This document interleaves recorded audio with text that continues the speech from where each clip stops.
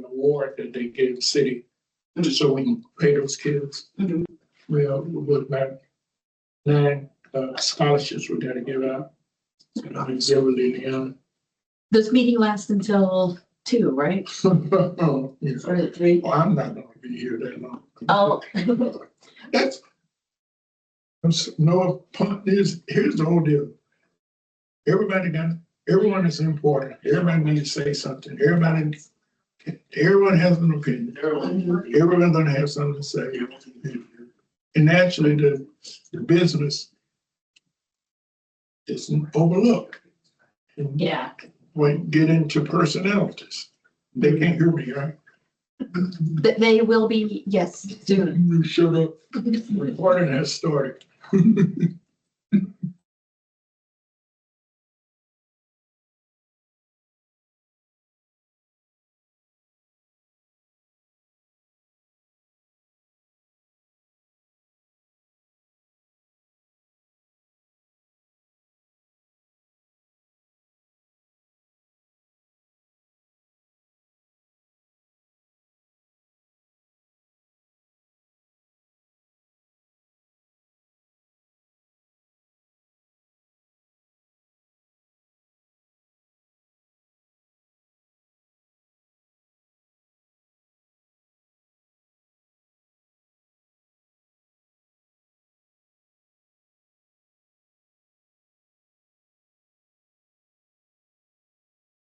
Hello, we're doing a mic check. Can you hear us?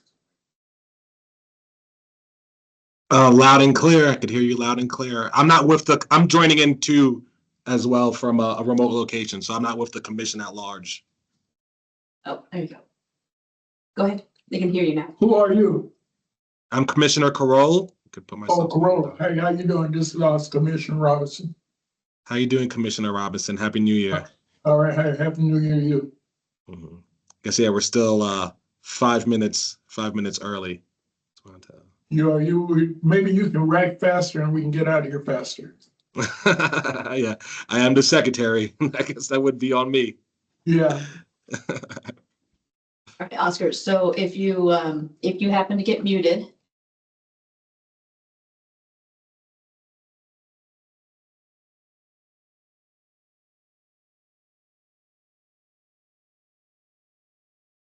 Unmute it. There we go. We're unmuted and he can hear us. I just moved the mouse up there and just Yes, sir. unmute.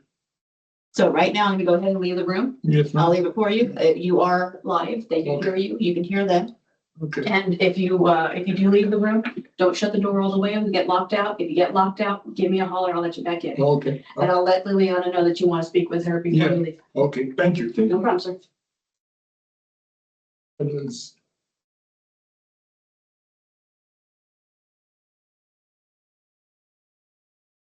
Danielle. Good morning, Danielle. She can't hear Good me. morning, Commissioner Robinson. I like that vest. Oh, yeah, I know. I appreciate it. Thank you. I wore it just for you today. Thank you. It looks good. Yeah. Did you get your business cards? I'll get them before I leave the city hall. You left them with somebody here. I'll get them. Yes, Thank sir. you. And Chair West has something to say as well. Commissioner Robinson, good morning. How you doing? I'm doing fine, Chair. Good, good. You got the mayor sitting next to you, or Yes, or I she have. got- Yeah, he's here. Oh, well, if you don't mind, tell him I say hello when we get started. If You he's can still tell around. him right now. He's listening. Oh, to you. Oh, He's he here. can hear everything I'm saying. Hello, Mr. Yeah. Mayor. How are you doing? Hello. Hello. Yeah, thank you for your help. With making this hybrid attendance possible from the great city of Portales. We really appreciate that. Well, they were already prepared for it, so I didn't do a whole lot of work. But at any rate, happy to be here for a little bit. Well, really appreciate it. Once we get our meeting started, I'll make a formal recognition of you as the mayor of the city of Portales. So I don't know that we have a quorum yet, so don't know we can get started. We do not have quorum just yet. All right, I'm gonna mute, and when we're ready to start, I'll unmute. Okay, Commissioner Robinson, and thank you for being here, Mr. Mayor. Can you tell me your name one more time? I'm sorry. Mike Davidson. Mr. Mayor Mike Davidson. All right, we'll unmute as soon as we're ready to start. Do you want me to mute that for now?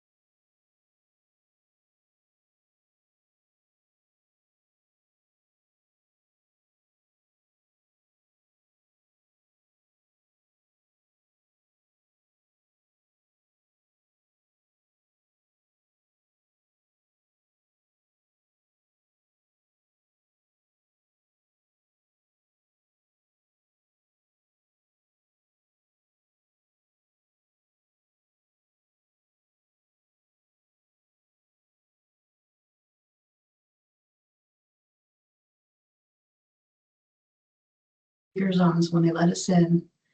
You should be good to go. Okay. Sorry about that. That's all right. Thanks, happening. Okay, thank you. All right, no problem, sir. No.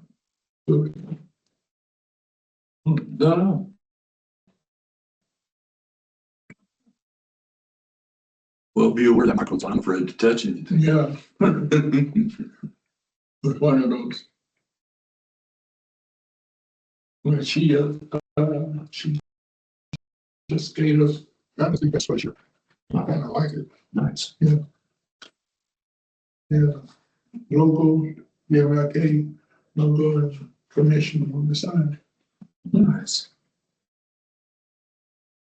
She's a close girl. I was gonna say, I knew somebody was from Clovis. Well, Constance Williams, she's from Clovis. Constance is from Clovis. Okay. Yeah, that's Joyce right there next to her. Okay. And the executive director is from Clovis. She was born in Danielle. She was born in Clovis. I found that out the hard way. You're unmuted. So Commissioner Robinson, real quick, and Mr. Mayor, I just wanted to let y'all know, Commissioner Robinson, we were not mute, you, so, just know that, while we might normally mute you, as we get ready to start quorum, you have made a specific request that we not mute you, so everything that you're saying, is coming through, just FYI, just so you know. I need to be careful. I need to not talk about Constance right now, huh? Wait, I don't know. I think you like Constance pretty good, so I'm not worried about what you're gonna say about her, but I just wanted to let you know that, we're gonna leave you unmuted, because that's what you requested, I think, at our last meeting, if I remember right. Yeah, that's right. Hello, Joyce, how are you? I'm sorry, could you say that part He was again? talking to Mrs. Pollard. Hello, Oh, I Joyce. Good morning. How are you? I'm doing fine, ma'am. Great. Great to be here. Same. I'm glad to see you. Thank you. So we have, we still need Ruthini. We have the auditors on. Okay, good. We should probably have 6, because we have me.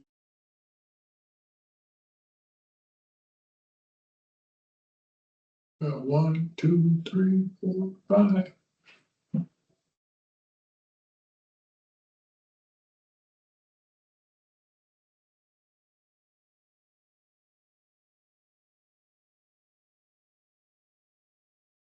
Six was the chair.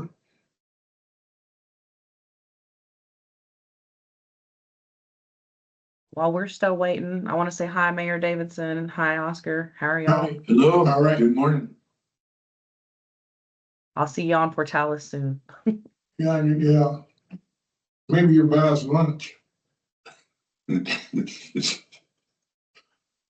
Didn't hear that, did you? She did. Yeah, I did. I didn't get a chance to unmute so fast, but yeah, that's good.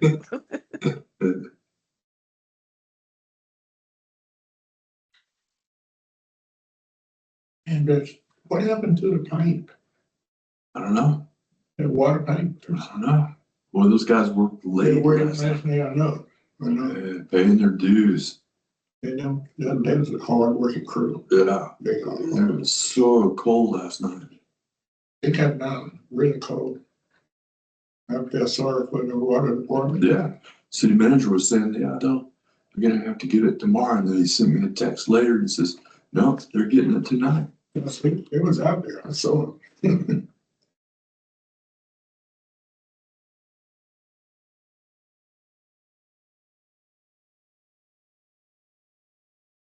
That's island of the city, if they'd have moved this, city 2 miles north, they'd been better off. And rather than on this rock.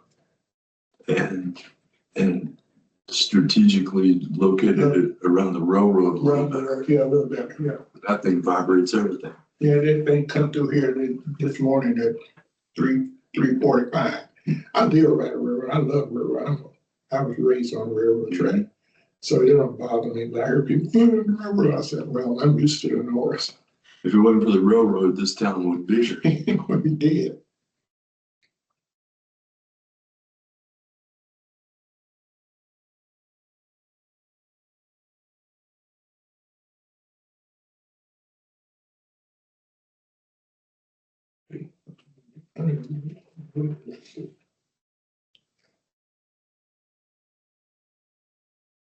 August.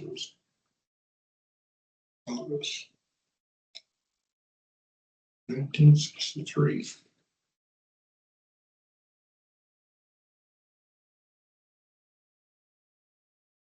Mm,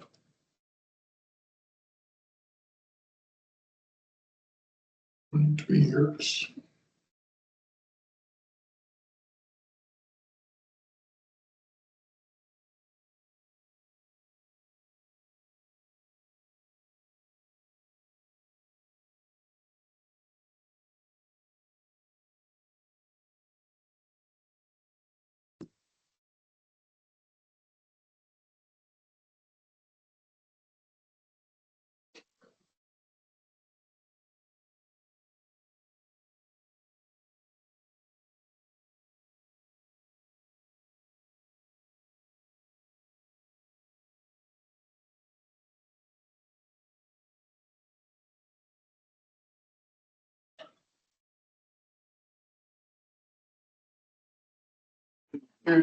So we have 6 commissioners here and we need 7 for a quorum and we're waiting for the 7th, which we do expect. If we get the 7th, then we can call our meeting to order and get moving on our business.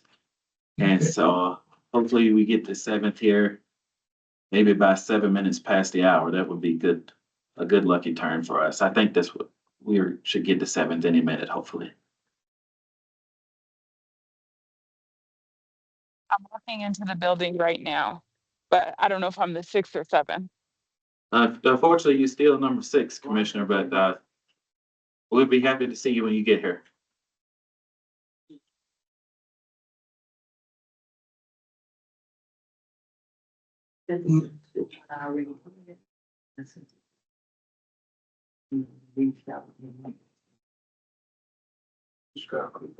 Mr. Harrington, I assume we have 6 and we don't make the quorum of 7.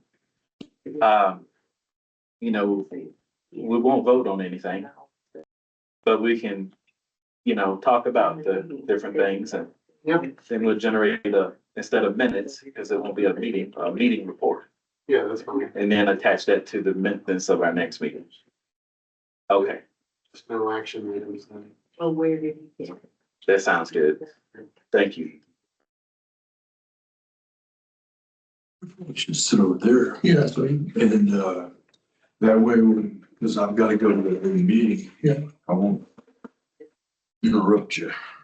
okay. Yeah, maybe we can.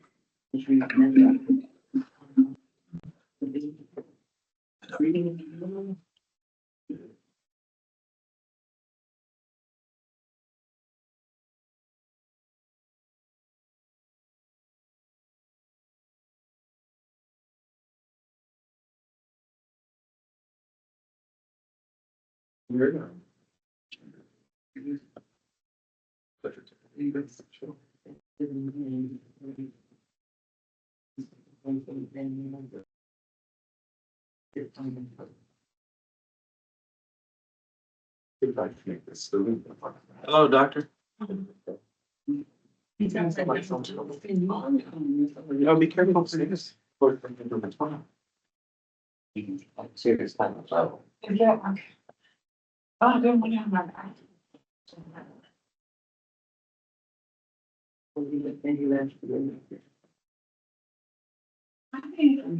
Congratulations on your award.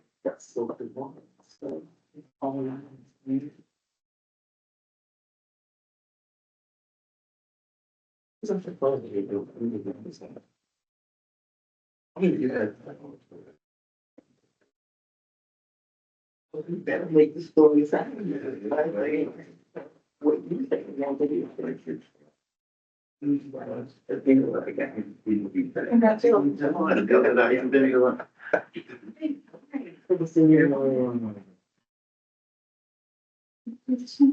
Thank you.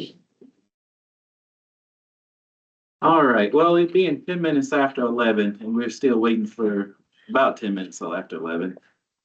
I'll call the meeting to order. And good morning to everyone, and welcome to a meeting of the Martin Luther King Jr. Commission for the state of New Mexico on this 28th day of January in the year 2026 at 10 minutes past 11 o'clock. And so our first thing that we would do according to our agenda is to do the roll call. And with that, Secretary Carroll, do you have the latest roll and can call the roll of the commission? Yes, I do, Chair. I'll start now. Thank you, Mr. Secretary. Okay, Public Regulation Commission Chair Gabriel Aguilera or his designee, which is me. I am present. Commissioner Joseph Dabney. Commissioner Hazel Mella. State Treasurer Laura Montoya or her designee, Commissioner Christine Anaya.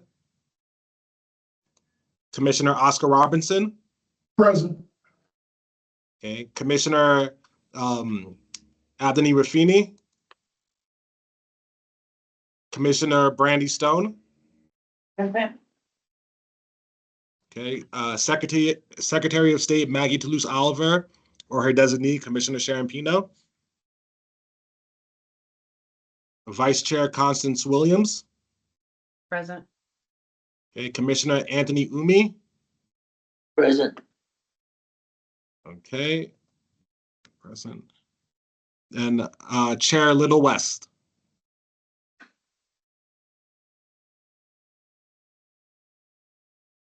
Chair Little West. Present. Okay. So 1, 2, 3, 4, 5, 6. Yep, that's 6 of 11 present. We do not have a quorum. We do not have a quorum. And in absence of a quorum, we will not transact business. However, we will have informal discussion around some of the items on our agenda, which I'm told is compatible with the Open Meetings Act and with our legal requirements. So that's what we'll do. Assuming we do not collect a quorum, if we do receive a quorum during the meeting, we'll update that and may be able to transact business. But in absence of a quorum, what we'll do is have our meeting. I'll ask the secretary to generate, instead of minutes from a meeting, but instead report from this informal discussion. And then we can attach that to the minutes from our next meeting, just in the interest of full transparency, and keeping everybody updated as to what is happening. With that, I did want to, just take a minute to confirm with the director that we are publicly streaming and recording. That's correct. Thank you. And also that anybody who seeks to be admitted public, online or virtually, that you'll admit them for us.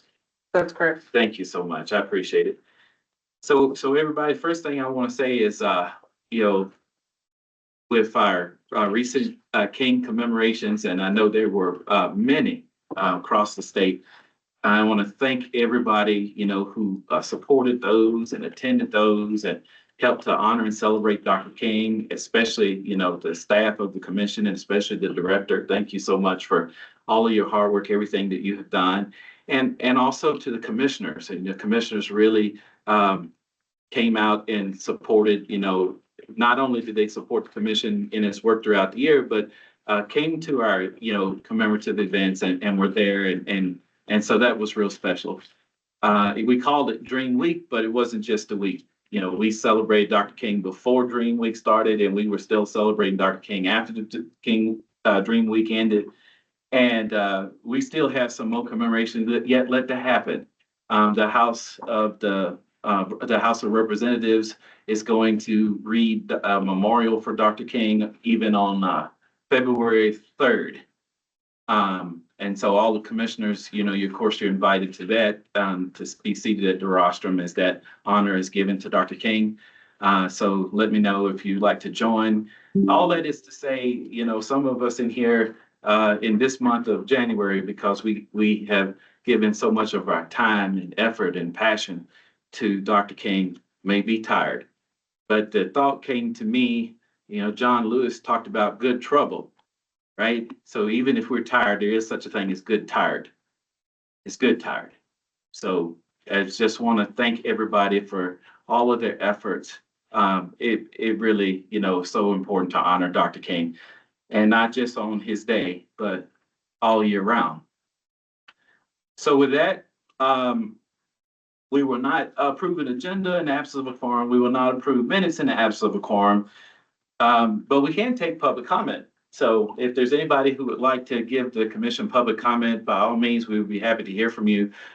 We ask for 2-minute maximum on the comments, and we can take them in person or online.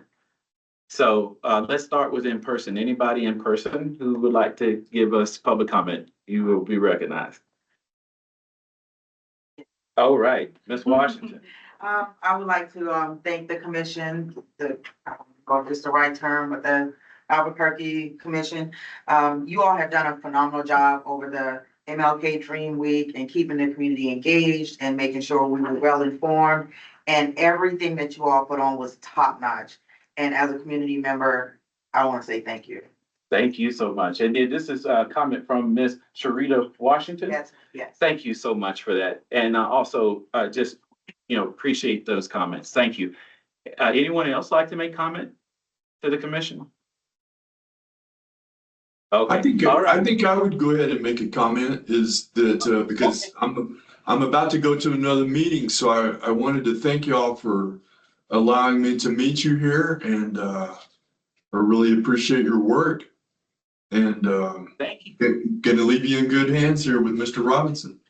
So, Mr. Mayor, wait before you go. Let me make sure I let folks know who you are.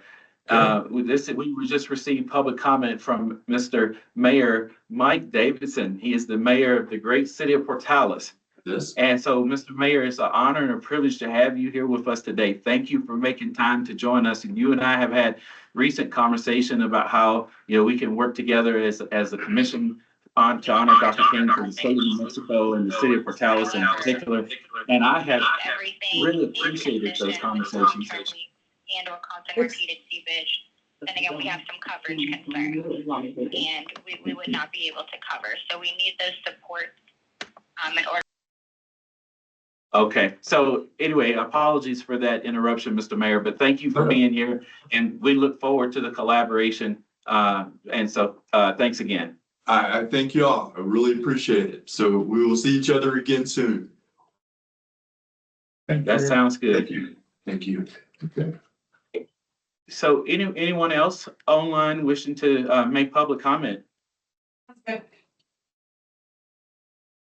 I think I heard somebody. And I also see Commissioner Rothany. And so with that, Commissioner, are you there?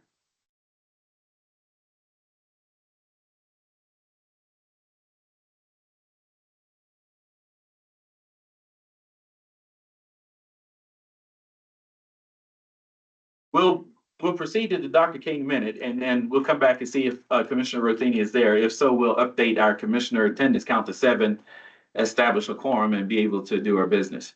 So moving on to Dr. King minute. So for those who may not know, one of the things that I did when I became chair of the commission is added the Dr. King minute to our agendas. So we take time to honor Dr. King, every meeting that we have, and just to remember why we're here and what we need to be doing.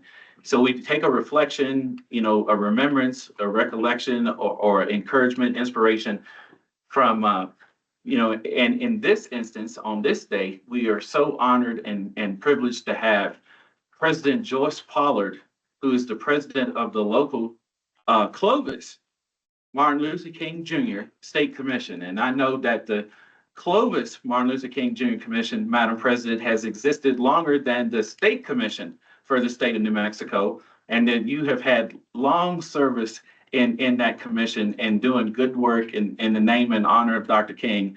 And so thank you for being here with us today. And as you and I spoke, when the commissioners give a Dr. King minute, we click the timer. But for you, Madam President, there is no timer. And so you are recognized to share such wisdom and in such time as you deem fit and proper. Thank you. Good morning, everyone. I'm very pleased to be here. And I just would like to thank the State Commission for everything that they've done over these years, 35 years. They've been very supportive to the Clovis Martin Luther King Commission, and we thank you for that.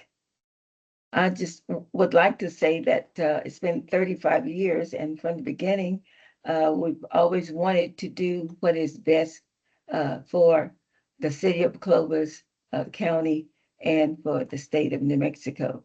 So with that, we would just, I don't know, some of you may know me, some may not, but I'm Joyce Pollard, and I'm married to Bruce Pollard. We have 2 adult children, and we have 5 grandkids and 3 great-grandkids. So we've been around a long time. And I've served on many committees beside this one, but this is one that one person said here in Clovis, this is my baby here. So I am very pleased to be a part of the Martin Luther King Jr. Commission here. And I know we have some fine people working with us here in Clovis. One in particular is one of your commissioners, Ms. Constance Williams. She's been very supportive and just there for whatever we needed her to do. She has many, many titles, and she sometimes I tell her she's just overworking herself. But anyway, we're proud to have all of our members that we have here from 1991. We just was starting, and most of the people that was here then, they're no longer with us. Some of them are. But we're just so pleased to have the newcomers that we do have, and we're going to make the best what we have for them. And this is really, I think I stayed here because of our youth, and it seems as though our youth in Clovis and every other town and county, there are some problems, and so that's one thing that we would try to encourage our youth to do something positive. That's why we ask them to write essays. Maybe they can express themselves by learning about Dr. King and some of the things that he had to go through in order to be where we are today. So I think our focus should always be on our youth because they will be our future generations. Trying to do what is right for America, for every person here.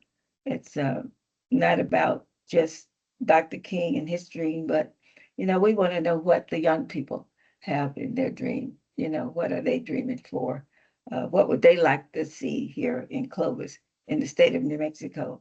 And if we can be just some role model for them, the best that we can, the best that we know how to be, then because you teach by your actions and what they see, not by the words that you say, but by what you do.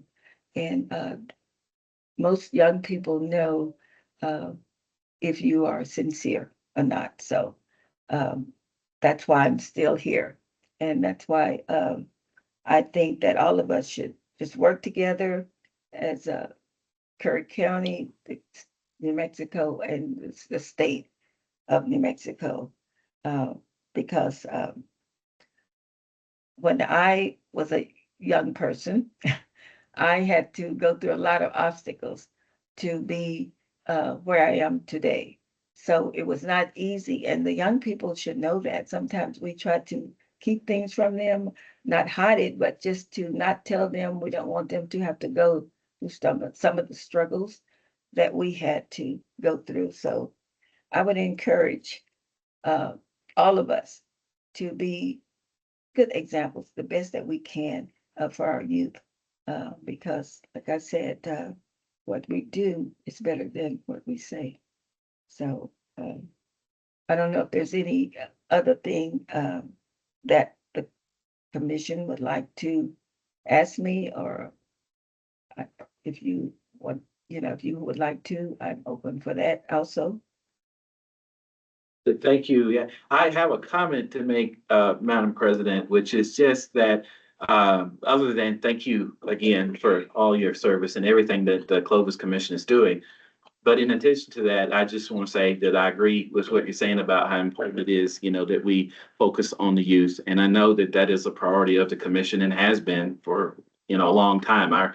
One of our most important events is the Youth Leadership Conference, which we were so pleased happened in Clovis last year.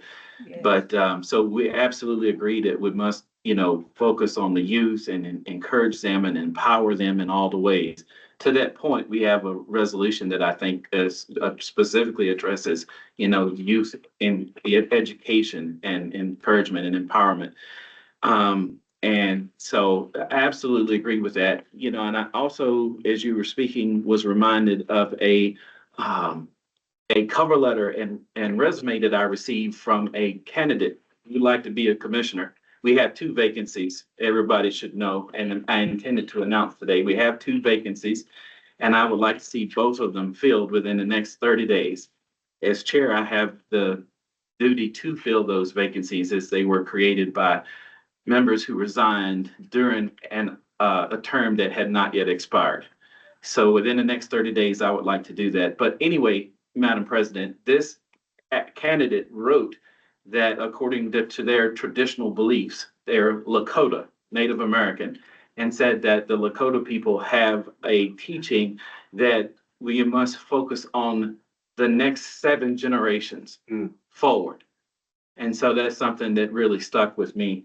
I would like to see a youth commissioner on the commission. So as I consider, the appointments for either of these two seats over the next 30 days, I hope to have a youth commissioner join us. So those are my comments, Madam President. I know the director had something she would like to ask as well. Yes, I had a question, Ms. Pollard. For the people in the room who don't know, could you talk about your work with the Lincoln Jackson Center and its current status and projects? Yes, my husband and I worked with the Lincoln Jackson School and the alumni, which he is president for many years. And these people, they were very proud of their school. It was a segregated school, and we thought that it would be nice to have all of the people to come back and see Clovis of today. And so that's why we thought it was important to try to keep the memory of Lincoln Jackson alive, because the Clovis Municipal Schools here really wanted to just tear that school down. They said that it was, not necessary. It was too hard to keep up, and would be too costly to keep the school there. So we wanted to put it on the list that it would not be, torn down, historical list, and it is listed as a historical place now. And it was not an easy task, but we're so happy that Lincoln Jackson still remains at the same location, that it can't be torn down, and that people are still coming back to see what has happened with the school, see the changes in the city. And I think that was a good choice that we made to keep that school alive. Thank you, Madam President. Really appreciate your work across many issues and across many years. It is so much appreciated, and we look forward to working with you in the future. Does anybody else, any commissioner, have any question for President Pollard? Mr. Chairman. Yeah. I don't yes, have a- Commissioner Rob. I don't have a question, but I do feel I need to say something about Ms. Pollard. She's very humble. She really talk about we, and we here in Portales recognize her as she. She is a very important person in our community. She's done things for not only Clovis, she's reached out to all people in this area. And everyone look up to Bruce. I like to beat him on the golf course and things like that. But the Pollards are, if that's historical, they are historical. And I think that we should recognize the fact that the work that Joyce and Bruce have put into the city of Clovis, into the east side of New Mexico, is well recognized. And we down here in Portales love them. And every time I get in trouble, that's who I call, is Bruce or Joyce. And they always there for us. And I met the Pollards in 1985 when I came to New Mexico with my family. And we played bid whist together, and we became friends. And Bruce and I played golf together many times.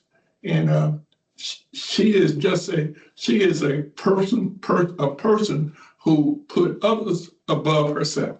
And I think we should recognize that in the Martin Luther King minutes, that George Pollard is an icon in the city and in the state of New Mexico.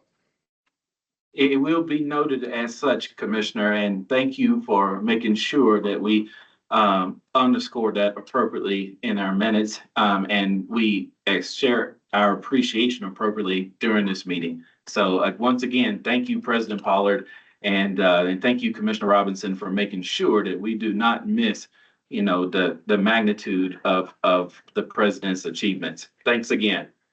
So with that, I do see Commissioner Rothini, and so I want to go back up to item number 3 on our agenda and establish a quorum. Commissioner Rothini, I saw you online. I'm not. Could you? Yes, Commissioner Rothini is here. What's up, President Pollard? I've heard great things about you from Vice Chair Williams. She thinks the world of you. I am glad that somebody like Oscar Robinson said the truth about you, even though you were trying to keep it on the down low. So thank you for your time. We appreciate you all the way up here in Albuquerque. And I thank Commissioner Robinson. We worked together to make some changes, which he hasn't mentioned, but we did work hard on to make some changes in Portales, the name change of a certain place. So. Fantastic. And one of these days, the executive director is going to kidnap me and take me down there so I can meet everybody in person. Sure hope so. Thank you. There are not going to be any crimes committed here, Commissioner. Okay, all right. So we've established a quorum, and with that, we're going to take a temporary break from the Dr. King minute. And notice I did say temporary. When we come back to it, we're going to address that again. But first, approval of our agenda with our quorum. Is there a motion for approval of the agenda? So moved. Okay, Commissioner Robinson moved and seconded by? I'll second. Commissioner Umi. Any discussion? Hearing none, is there any objection to approve? Well, let's just do the roll call. Secretary Carroll, would you call the roll? Yes, I will, Chair. I guess the first one goes to me, Public Regulation Commissioner Chair Gabriel Aguilera. or his designee, Secretary Mackley Carroll. I approve the agenda. Next, Commissioner Joseph Dabney. Commissioner Hazel Mella. Secretary of State Laura Montoya or her designee, Commissioner Christine Anaya. Commissioner Oscar Robinson. Yeah. Okay, Commissioner Raffini. I'm with it. Yeah. Commissioner Brandy Stone. Okay. Okay, Secretary of State Maggie Toulouse Oliver or her designee, Commissioner Sharon Pino. Vice Chair Constance Williams. Present. Yes, as a yes, this is the approval for the agenda. So that's gonna be a yes. Commissioner Anthony Umi. Let's just see, Vice Chair, yes or no to approval of the agenda? Madam Vice Chair? Okay, we'll come back to the Vice Chair so she can vote yes or no. I'm not sure what President is. Okay. Commissioner Anthony Umi. Yes. Yes, okay, and Chair Little V West. I'll vote yes. Okay. Vice Chair, are you still with us? Yes, I'm sorry, I was Mrs. Pollard. I was helping her outside with the snow, but yes, I'm here and present and approve. Approve, yes, okay. Okay, so that's 1, 2, 3, 4, 5, 6, 7, 8. 8 approvals on the Okay, agenda. Yeah. very good. Motion carries. So with that, we can move on to approval of the minutes. Let's just see if there's unanimous consent for approval of the minutes. Is there any objection to approval of the minutes of November 25th, 2025, which were circulated to the commissioners? Hearing no objection, the minutes are approved by unanimous consent.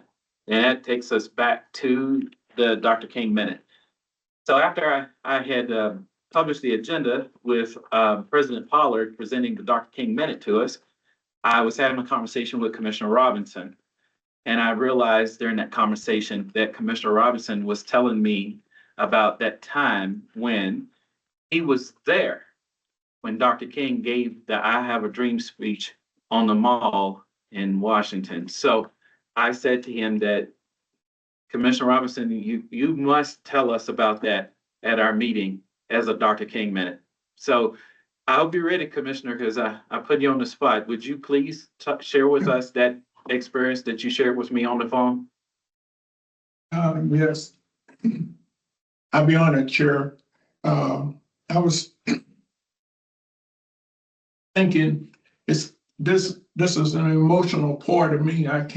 Sometimes I can't talk about this experience, but it so happened that I was 22 years old in Peace Corps training at University of Minnesota.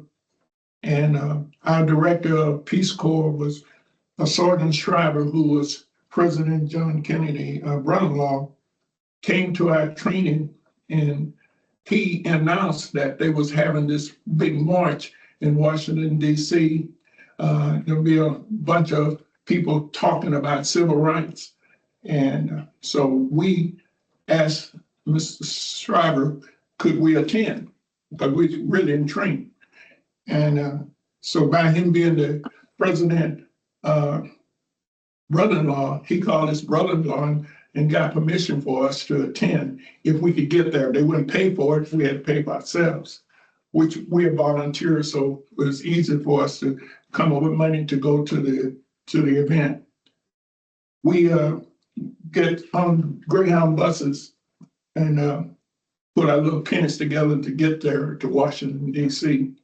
And we was late. We was at everyone was there, the mall was totally filled, and we was at the bottom end of the memorial. If you ever went to Washington, D.C., you know what I'm talking. We was at the end. You couldn't ever expect. You were just like a little dot on the map. But we got there. Dr. King has not even been on the podium. We heard Sister Mahalia Jackson sing her song, and she got her standing ovation, and as she was sitting down, here comes this young minister up, and it was Dr. King.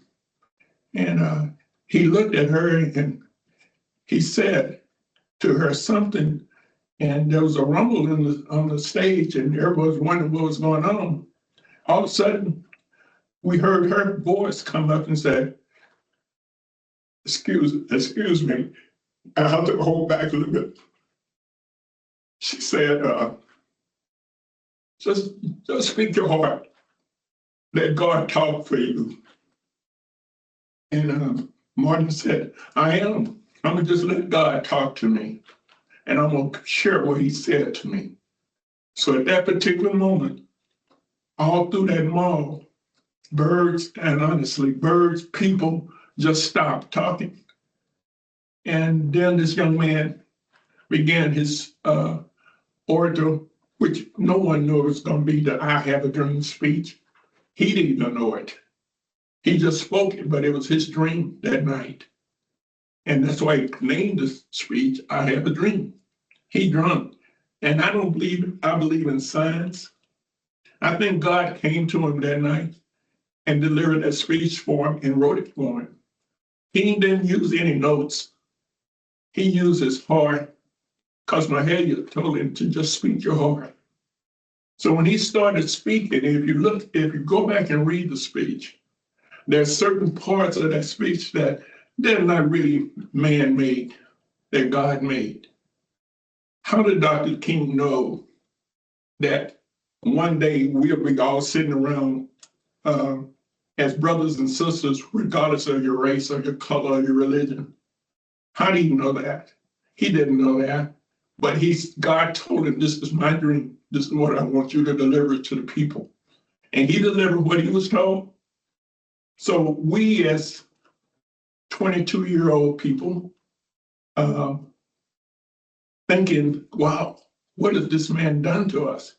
Now, I myself felt, and my wife, we both kind of felt like it was nice for us to be members of the Peace Corps because we believed in what John Kennedy said. And that's why we attended the nights. And I guess I'm a Eisenhower baby and a John Kennedy baby, a follower. And that's why I'm still working with Martin Luther King, is because Dr. King gave us words from God. I equate that to an analogy of Moses. Moses went to the top of the mountain and came back down with the 10 Commandments.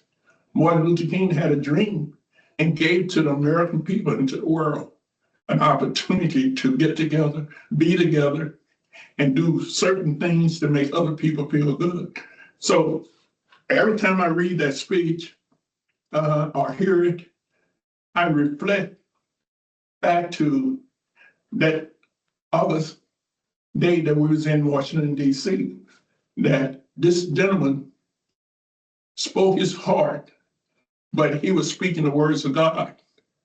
And some people say, no, that's not true. Well, I would challenge anyone to read the speech again and look at it. Other day, I show you how this is true to me, maybe not to you. We had a little program at Portales High School, and our band director created a song called United. She had the band to practice this song called United. In the middle of the song, they had the voice of Martin Luther King come up on the I Have a Dream speech as they were playing their music. And I said, wait a minute, why all of a sudden this has happened again to me? So I heard his voice again at the Portales High School. And half of the kids there didn't even know who Dr. King was. And half of the people don't realize how important that gentleman was to our world. And only because he believed in God and God spoke to him like he speaks to us today. Miss Paula, she's God sent. I mean, you have to know Clovis to know what I mean. She's God sent. And you see people doing things out of their own realm because God has spoke to them. And Martin Luther King Jr., he was a man.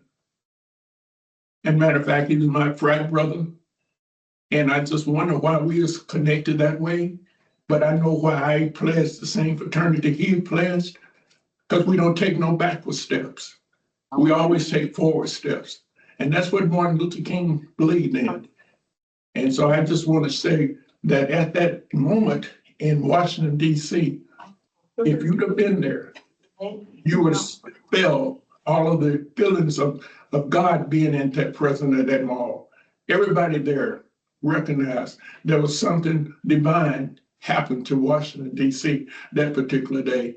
And that's why we still remember I Have a Dream speech. Thank Sure. you. Okay. Thank you. Thank you. Thank you, Commissioner, for being there. And thank you for being here. Now, and you've been here on this commission for 20 years. And so, you know, when we had our conversation, I knew that I wanted to make sure everybody could hear from you, that important moment in your life. And, it wasn't possible for me to be there. I wasn't here, but it is so meaningful to be able to hear that, right? That you will share that with us. And I really appreciate you doing that. Does anybody have any comment, question for Commissioner Robinson? All right. Hey, So it sounds, Madam Chairless. Vice Chair. Okay. Yes, so Commissioner Robinson, I just want to say thank you very much for sharing that. For me, it's an awesome experience to have you and Mrs. Pollard. I'm triangulated by y'all, and so I feel like this is a great opportunity to learn from people who have had a life experience, and thank you for sharing that, and I'm glad that we get to work together in this space. Thank you. I'll just say that out of all the Dr. King minutes that we have had, this one has meant the most. So thank you to both, President Pollard and Commissioner Robinson for everything that you all have done and are doing for, our communities and for taking time to share that with us today. So with that, we do have to get down to business. And that will take us to item number 8. And we have a report from the Executive Director. So Executive Director, you recognized for the report. All right, good evening, everyone. Thank you all for being here. And let's get on with this report. I'm gonna try to go as fast and slow as I can. So I've completed lots of training. I feel almost fully onboarded. I'll share some of my upcoming trainings and tasks. So I will be going to the Roundhouse back and forth. It's kind of a full circle moment because I used to go to the Roundhouse in high school for CTSO Day, and that's the first day I'm going back to this tomorrow, actually. I'm going to continue my nonviolence course with the King Center. I have enrolled in 2 state personnel office February classes for professional development. I'm continuing to work on the commissioner handbooks, civil rights teaching. We'll talk about all that later on. An email that I got today has put website ADA compliance on my agenda, which I'll be working with either Do It or a third party to make sure that our website is compliant. And then my next step for training in terms with our program manager is for white papers, which are papers that you have to submit if you are procuring things that are outside the mission of your organization. For next steps, we're going to continue Sundays of service. So I have still been going to different churches in Albuquerque, and I did go also to a church in Clovis, which actually is the church Mrs. Pollard attends. And then we're continuing to expand the Beloved Community Network, so getting people to sign up for our newsletter and be engaged. We're ready to start sending out our volunteer subsection of the newsletter for the Dream Team. And yeah. All right, let's talk numbers. So as of January 2026, this is where our budget is at in the 200 category, which is our personnel category, so staff. We have expended $94,145.91, leaving a remaining total of $163,954.09. In our 300 category, which is contractual services, we have encumbered, which means we have set aside in the budget through purchase orders, $41,077.25. And we've expended $18,604.09. And we have a remaining total of $81,818 $1,000.66. In our 400 category, which is miscellaneous expenses, which we have a lot of because the state does not have particular account codes for some of the things we program for. So there's not a programmatic code for providing a funding proposal to an organization or for procuring food for refreshments at an event or something like that. So that's why you'll see those numbers are a little higher because a lot of things get charged to that category.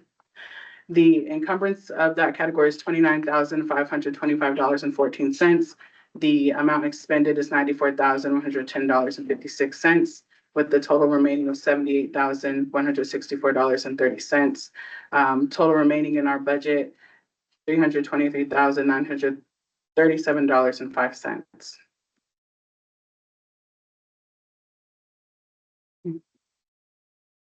Okay, so now we're going to talk about our encumbrances. Remember that per the New Mexico Procurement Code, all purchases must be encumbered with a purchase order before services are rendered or payment is made, or you have to go into doing things like after the facts and direct pays, which you don't necessarily want to do. So right now we have encumbrances for our Sharp printer.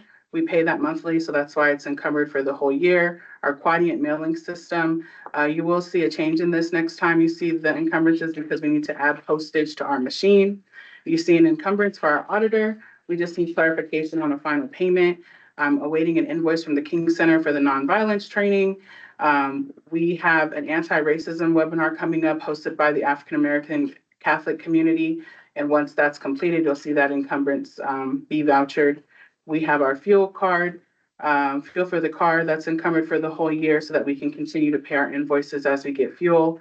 The encumbrance is there for Civic Plaza from the March and program for the MLK commemorative breakfast, the MLK Junior Commission support that we provided for their King holiday, as well as Las Cruces.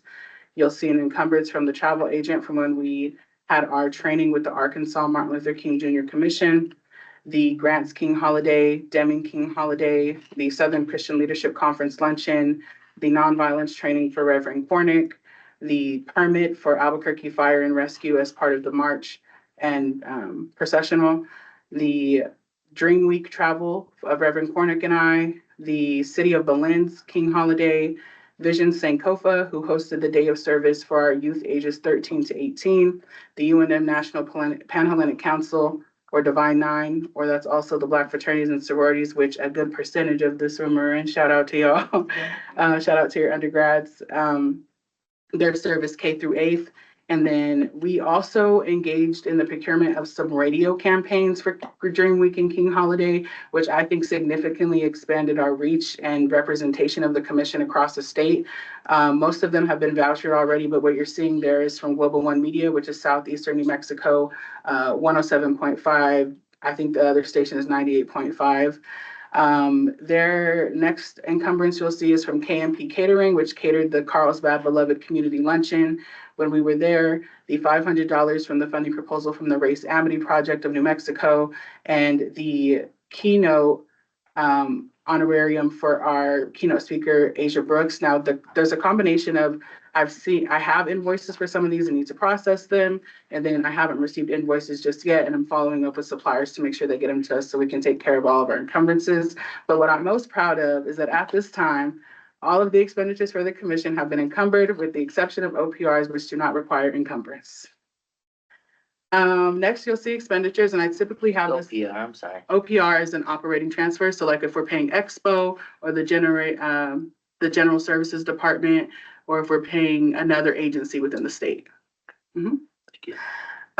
Expenditures, I typically do this line by line, but it'll be a long list here, but this is just showing you what we've expended in the different categories. The financial report that you received as an Excel sheet has a more detailed explanation of what these different categories are spending. So those are all of our expenditures. So right now we've expended a total of $112,321.02. There's a difference in between so this is what has been vouchered. The number you saw before is our expenses plus the encumbrances. So what we have outstanding in purchase orders plus what we've actually paid. Moving along, our legislative budget request. I was informed yesterday that on January 26, 2026, Subcommittee A took the Legislative Finance Committee's recommendation for our budget. The LFC recommendation for our budget was to increase it by 2.9%. The governor's executive budget recommendation was 5.6%. We requested a 15% increase. So we will be doing some advocating at the legislature. Funding proposals, as I've shared multiple times, we have the Living the Dream funding request, Building Bridges sponsorship requests. Right now, there are 5 pending proposals from the Syndicate ABQ, Mount Olive Missionary Baptist Church Youth Ministry, Hobbs NAACP Black History Awards, Ignite Your Future Project in Clovis, and the Navajo Preparatory Black Student Union. I just need to review the proposals, ask a few questions, and then determine if the amount they requested can be fully funded or if it needs to be reduced. Auditor status. Our auditor is on the line, so I will yield to the auditor. Okay, the auditors are online. If you're online, you're recognized to present a report on the audit. Okay, well, I'll start things off. My name's Scott Eliason. I'm a partner with Jaramillo Accounting Group, and I've got Amanda. Why don't you go ahead and introduce yourself, Amanda? Hi, I'm Amanda Wyatt. I'm an audit manager with Jaramillo Accounting Group and happy to be here today. Okay, well, we're here to communicate the results of the audit. The state audit rule says that the auditor should attend a board meeting after the release of the audit report, which has been released a while back. And so we'll just go through some things that we're required to discuss. There's a communication letter. I'll just go over a couple of points within the letter, and then Amanda will go over a couple of things within the financial statements themselves. I would say, you know, that from the audit itself, I think the audit went well. This is the first time that we, Jaramillo Accounting Group, got the opportunity to do the audit of MLK Commission. And so, again, I think the audit process went very well. We did have some meetings with Little West and a couple others just to kind of, you know, have a status update of how the audit is going. And of course, it got completed timely and submitted timely, and it's been released.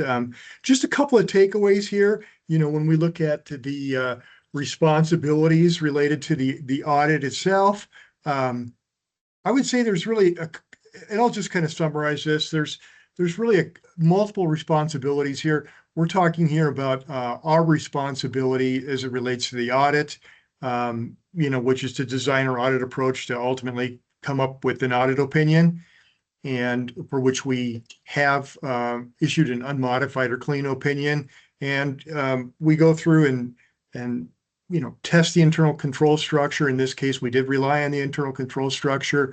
We don't express an opinion on the internal control structure. We do express an opinion on the financial statements themselves, the numbers and the notes within the financial statements.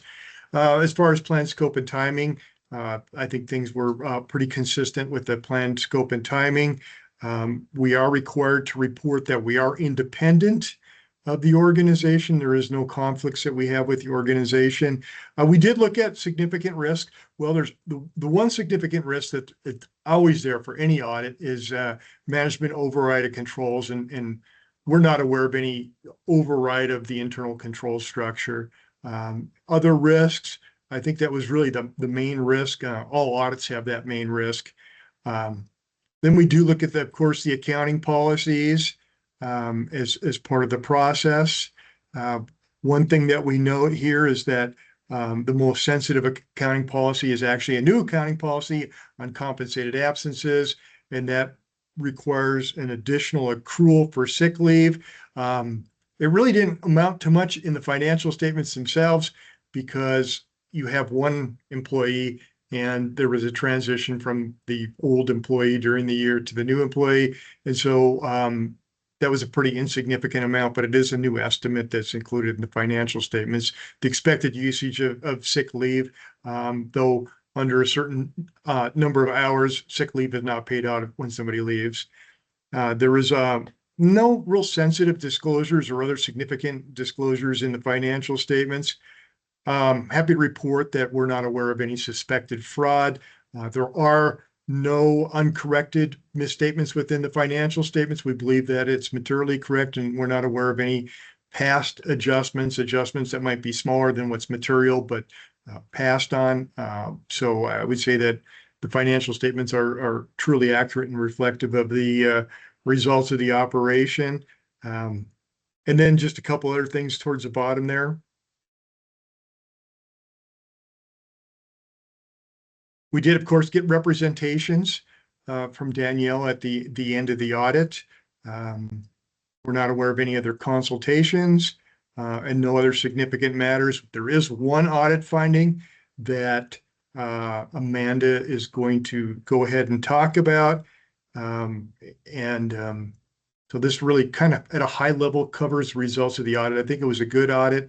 I think you just saw Danielle go through some great detail of financial aspects, and I think that, she's doing a good job for you guys. And so I'm unfortunately going to have to get off the call here. I'm conflicted with another appointment that I have to run to, but I'll let Amanda wrap it up. She's going to pull up the financial statements and just go through a few of the numbers.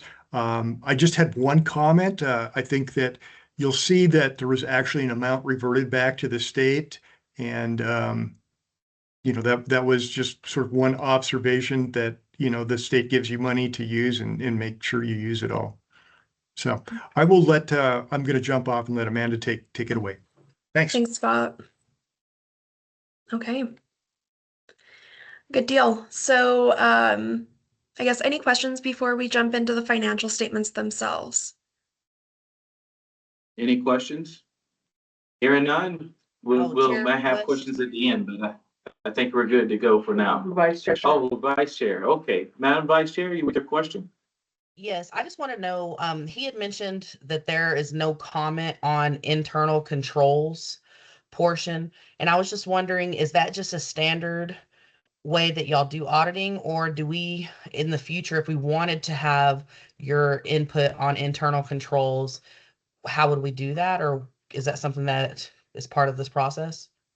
Yeah, so there are separate engagements that can be established to opine at some level on the internal control structure's effectiveness. As part of a standard financial statement audit, that's typically not done. We're looking really at the numbers, and so the internal control structure helps support the effectiveness of that reporting and the accuracy of that reporting. But there are other types of engagements that can be further discussed if the commission were to choose, to say, hey, we would really like to get much more insight into just how effective our internal control structure really is. So yes, that is something that could be discussed as a separate sort of engagement if you were interested in looking into that at some point in time down the line. Okay, thank you very much. I appreciate that. Certainly, Vice Chair. Okay, great. So as Scott mentioned, I'll go through the financial statements. And the first piece that I like to just kind of highlight is the auditor's report. The auditor's report is something that really comes from JAG, and the financial statements are truly the financial statements of the entity. So, our report is basically saying, hey, what we've done is we've looked at the financial statements, we've looked at the details that support them, and with reasonable assurance, we can say that these numbers are accurate. They reflect the true circumstances of the organization and its activities during the year that are presented. And so as Scott said, the commission's doing a good job. You guys were able to obtain an unmodified opinion. Unmodified is the highest level of opinion that you can get. So unmodified is good. You definitely want that in any audit outcome. And then a lot of this is kind of just standard language. I won't bore you with every detail of it. I'll move past it. The next piece of the financial statements that I'll highlight is management's discussion and analysis. And this actually looking, if you were to compare this year's report with last year's report, it was excluded last year. It is a required component of the report. So in last year's, you would see that there's a kind of a thing that says, oh, well, it's required, but it's not presented. This year it is presented. So Chair West and Danelle were able to put this together and provide it for the financial statement presentation. And it really provides some really great insight into operationally from management's perspective, how the numbers came out to be. So it compares information year over year. Your financial statements are presented on a single year basis. The management's discussion and analysis is presented comparatively. So it allows you guys to see year over year how things are changing and moving. And a lot of this information, again, this is, what Chair West was able to come up with alongside Danelle, and you guys were able to provide all of the insights that are herein stated. Are there any comments on, from Danelle's point of view, what was included in here that you would like to share with the rest of the commission? Executive Director. The main premise of what we talked about was that the commission experienced transitions of leadership that impacted the expenditures, moving the conference, as well as a learning curve for myself to learn how to do proper procurement and become a certified procurement officer, which contributed to an improved internal structure. So that's basically what that's saying. Certainly. Okay. Thank you for that. Ms. Wyatt. Okay, so the actual financial statements themselves, there's a few pieces of these financial statements. You'll see here we have the basic financial statements. These are considered kind of like the government-wide financials. Government financials are, if you've worked in a private organization, they look a little bit different. They function a little bit differently. So we've got a few kind of pieces that transition from one basis of presentation to the next. These are fully accrued financial statements that you're seeing here. So we have listed here assets. As an organization, you guys have really, not a huge amount of assets, liabilities. And right now, the way that you guys operate, your assets really just cash, fully cover the liabilities. And so you guys are able to see a 1-to-1 ratio basically in here, which is good that you guys are able to cover fully the liabilities that you have coming due subsequent to year end. Your statement of activities, this presents basically the money that comes in during the year and the money that flows out. And so your general fund appropriation, that's your biggest source of income. It's this $386,700 that is utilized for your, annual operations. And you guys were able to spend down $340,000 of it. As Scott mentioned, there was a reversion about $25,000 this last year. And I know, as Danelle mentioned, there, was some transition, being able to plan for full expenditure of the funds that come into the organization. That can take, a minute to get used to. And so, as I understand, there's focus on making sure that full spend down is occurring. But this is obviously a challenge that comes up in any sort of transition. But definitely utilize as much of that as you guys possibly can, so that the reversion is just minimized as much as possible. You guys are able to really benefit as much as possible from that appropriation on an annual basis. Another item I'll point out is the restatement. As Scott mentioned, there was a standard change. If you are on any other commissions or boards with the state of New Mexico, or any other sort of government affiliation, you'll hear GASB 101. It's the compensated absences standard, and it requires for the accrual of sick leave. And so because of that standard, to properly accrue that sick leave and show the liabilities of the organization appropriately, there was a small restatement, about almost 14,000, relatively small. So that's what you'll see here, not due to any error or anything. It's really, focused entirely on that that change in accounting standard. So that's that. Let's see. We again have the balance sheet for the general fund. A lot of kind of repeat information here.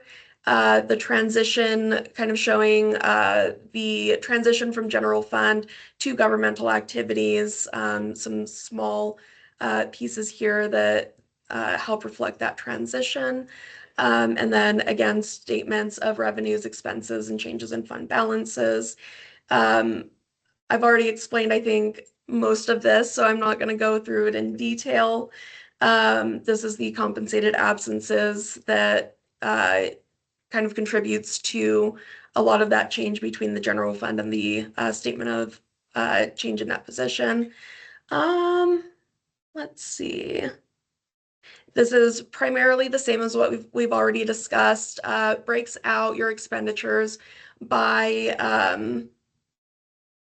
yes, by kind of utilization, so personal services and employee benefits between budget and actual contractual services, and then other.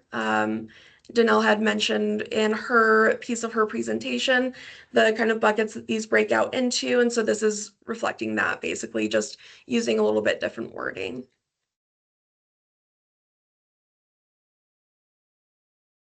Okay. So those are the financial statements themselves. These are the notes. The notes are a really critical component of the financial statements. They provide an incredible amount of context and history for the organization and any reader of the financial statements. So in, reading the financial statements, making decisions based on the financial statements, the notes provide really significant clarity and background and information that is meaningful. I'm not going to walk you guys through every single note in here. I'll just highlight a few. There is some explanation of the different bases of presentation. Again, I won't walk you guys through every piece of that, but if you're curious and you're looking for something to help you get a little bit drowsy at night, these are good points to read on to further understand that.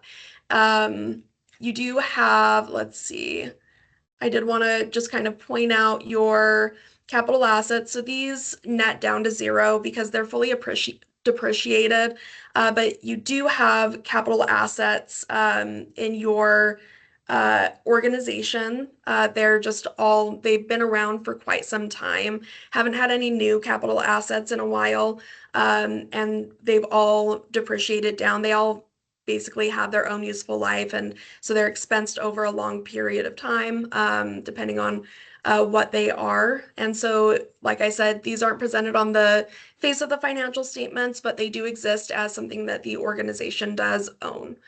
There's some additional detail on the compensated absences. And that restatement that I mentioned previously. There were a few interagency transfers, your state general fund transfer in. This shows your transfer out for that reversion back to the state. And then your adoption of the new accounting principles. So that was really just that GASB 101 was the primary focus that showed any, change in numbers. Okay. So those are the numbers.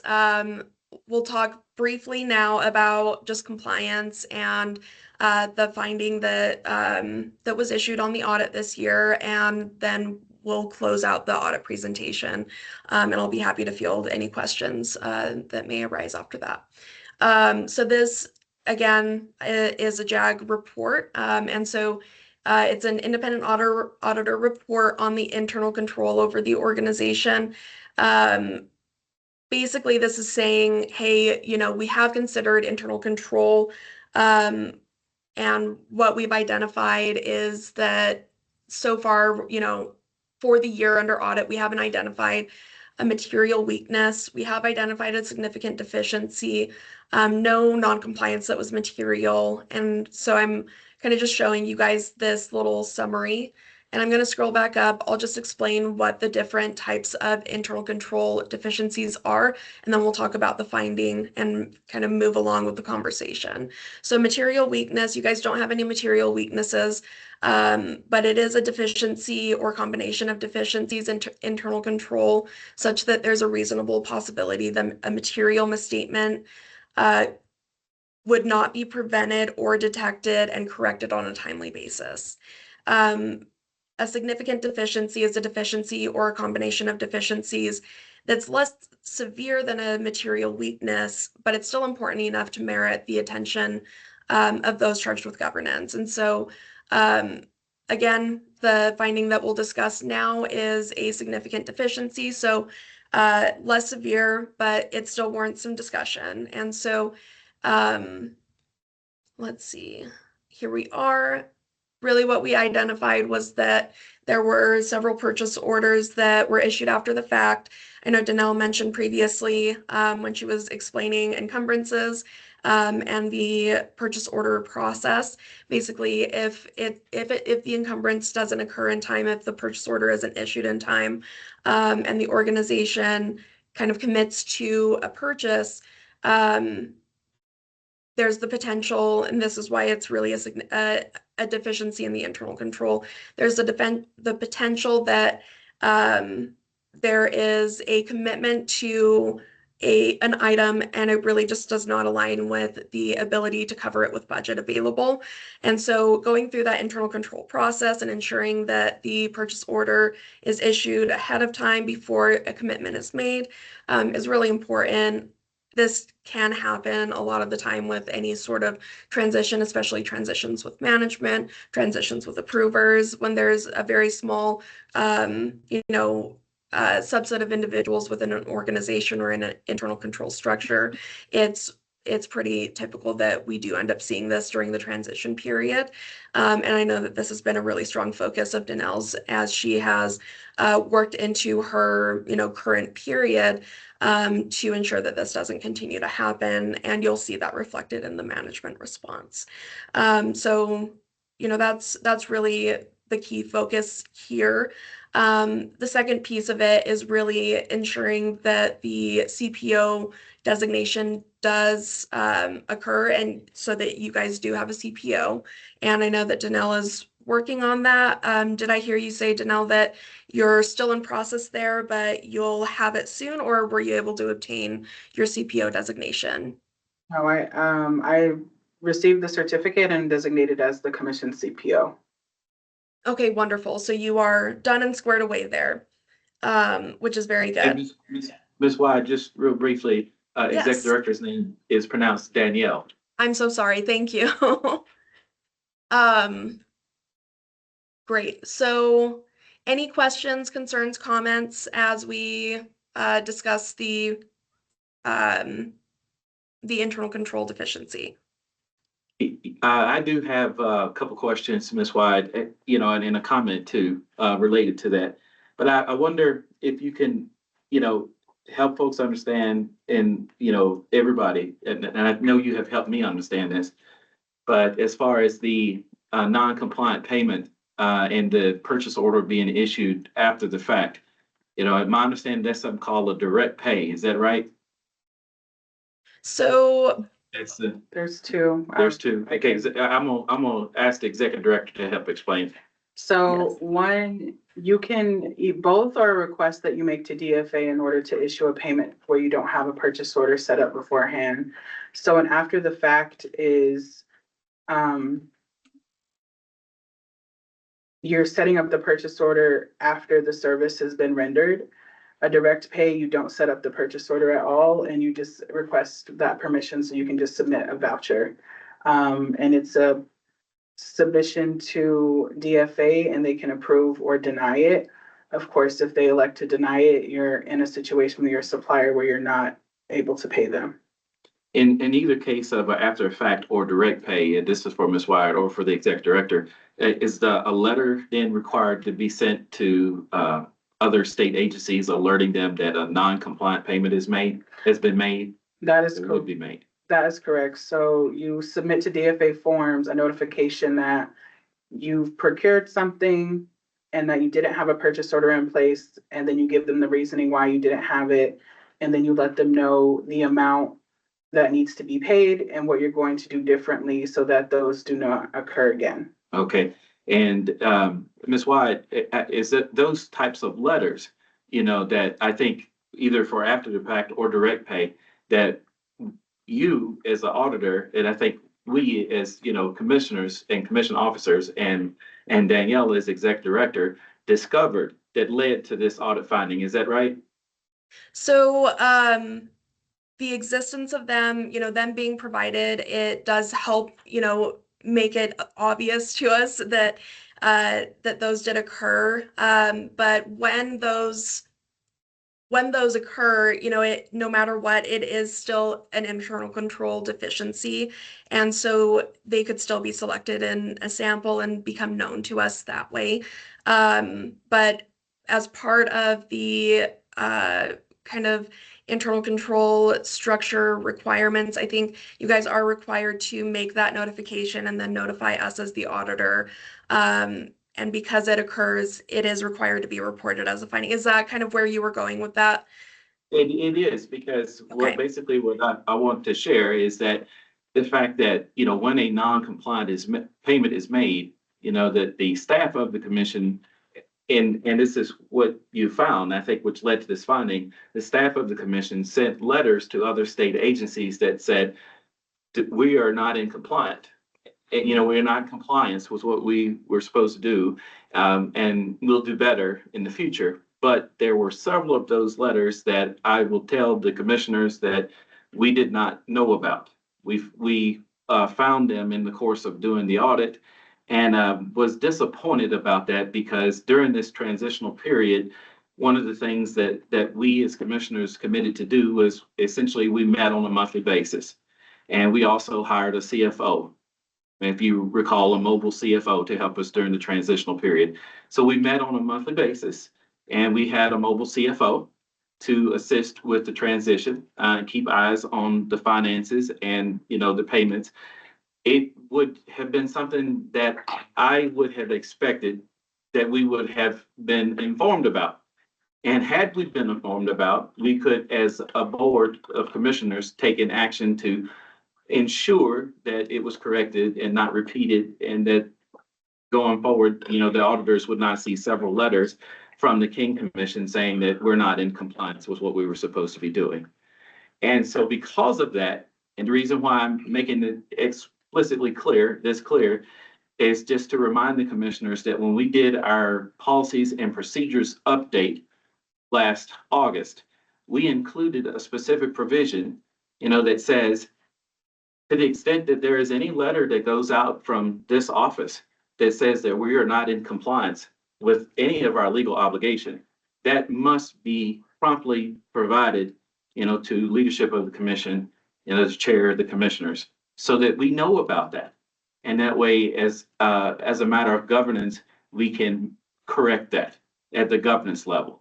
And so this audit, I just want to say the audit finding here was of critical importance to us in updating our policies and procedures and updating our controls to make sure that this type of situation never happens again.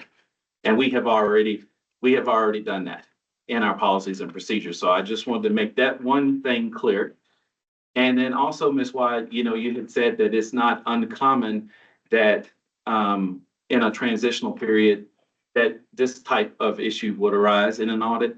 And just to let folks know the type of transitional period that we had during the fiscal year that was under audit here. The bylaws required that there be an election for chair at the beginning of fiscal year.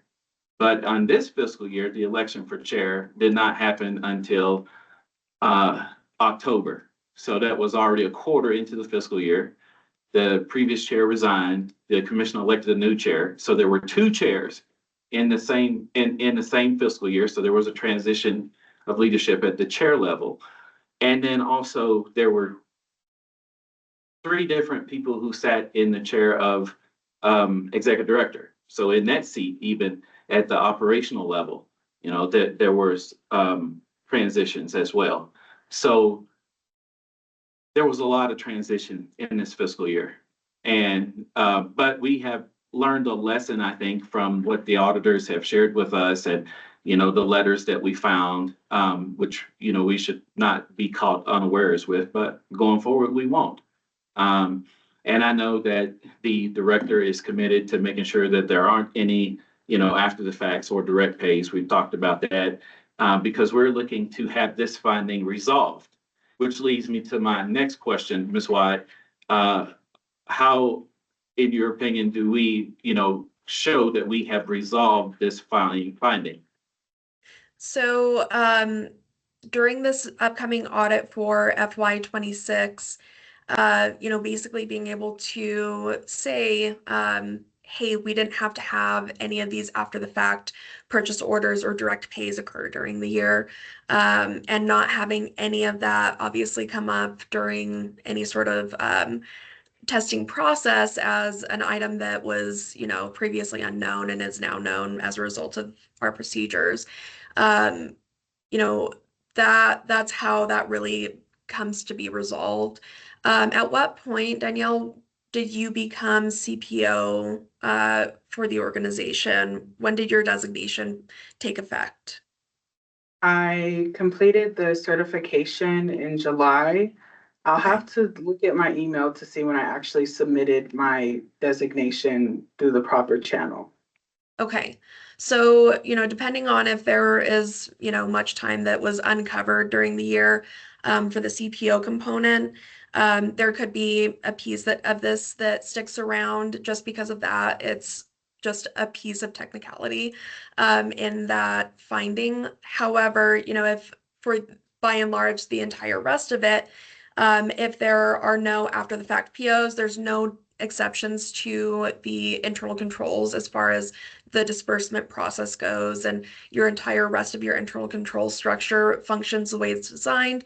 And we're able to see that whenever we come in and we test this next year, then this finding will pretty much resolve kind of just by default, because you guys were able to take the measures to act appropriately and ensure that those internal control exceptions don't occur going forward. So it sounds like you guys have taken this quite seriously, which is great. Sorry, go ahead, Danielle. Yes, my question is that I know that if there was time between when I completed the course and when I made the designation, it's because I needed to wait for my actual certificate to come in to have my number. Are those types of things considered when the determination is made about the length of time between the designation and whatnot? I think so. I would need to defer to Scott and Audrey, to be completely honest. So I would send my question on that their way. So maybe if you wouldn't mind following this meeting, just sending an email our way and we can discuss that further. Okay, thank you. Okay, thanks, Danielle. Okay. You know, Anything else? also of note, you know, as far as us taking our finances seriously at the King Commission, later in the executive director's presentation, I know she's going to speak to the approval that we as commissioners made for engaging a third-party CFO to assist the executive director and just make sure that all of our books are the way that they should be. And so we have already approved that last year. And so we just need an update on who that CFO is going to be, help provide us that assistance as well. Now, with all that said, those were my comments and questions. Commissioners, questions for Ms. Wyatt? Okay, Executive Director. Ms. Wyatt, I pulled it up just in front of me from the state's directory, and my designation was made September 5th, 2025. Okay. Okay, thank you.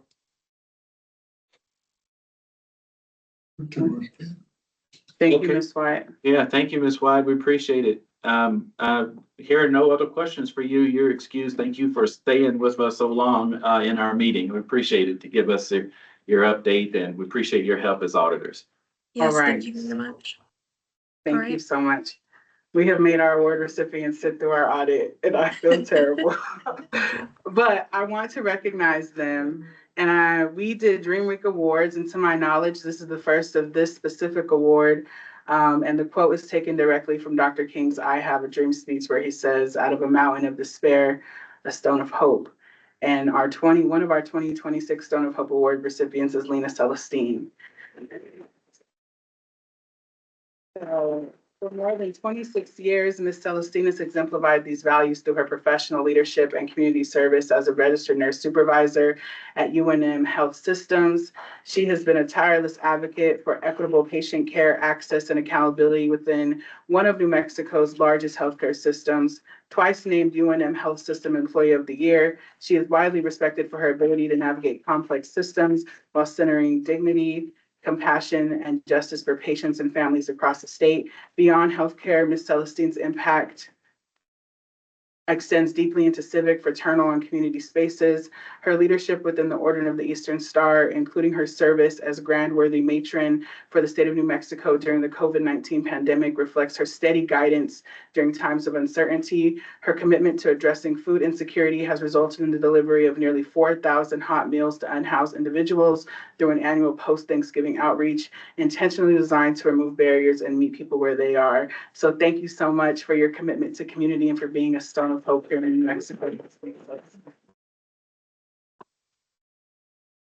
Our next Stone of Hope Award recipient is Mr. Jermaine Washington, which now that I'm looking at you in person, we met at the parade, right? Yeah. You had on sunglasses though. No, I wasn't at this parade. No, in the Kirkland district. Oh. Yeah, at the Christmas parade. Yep, we did. Okay. Right.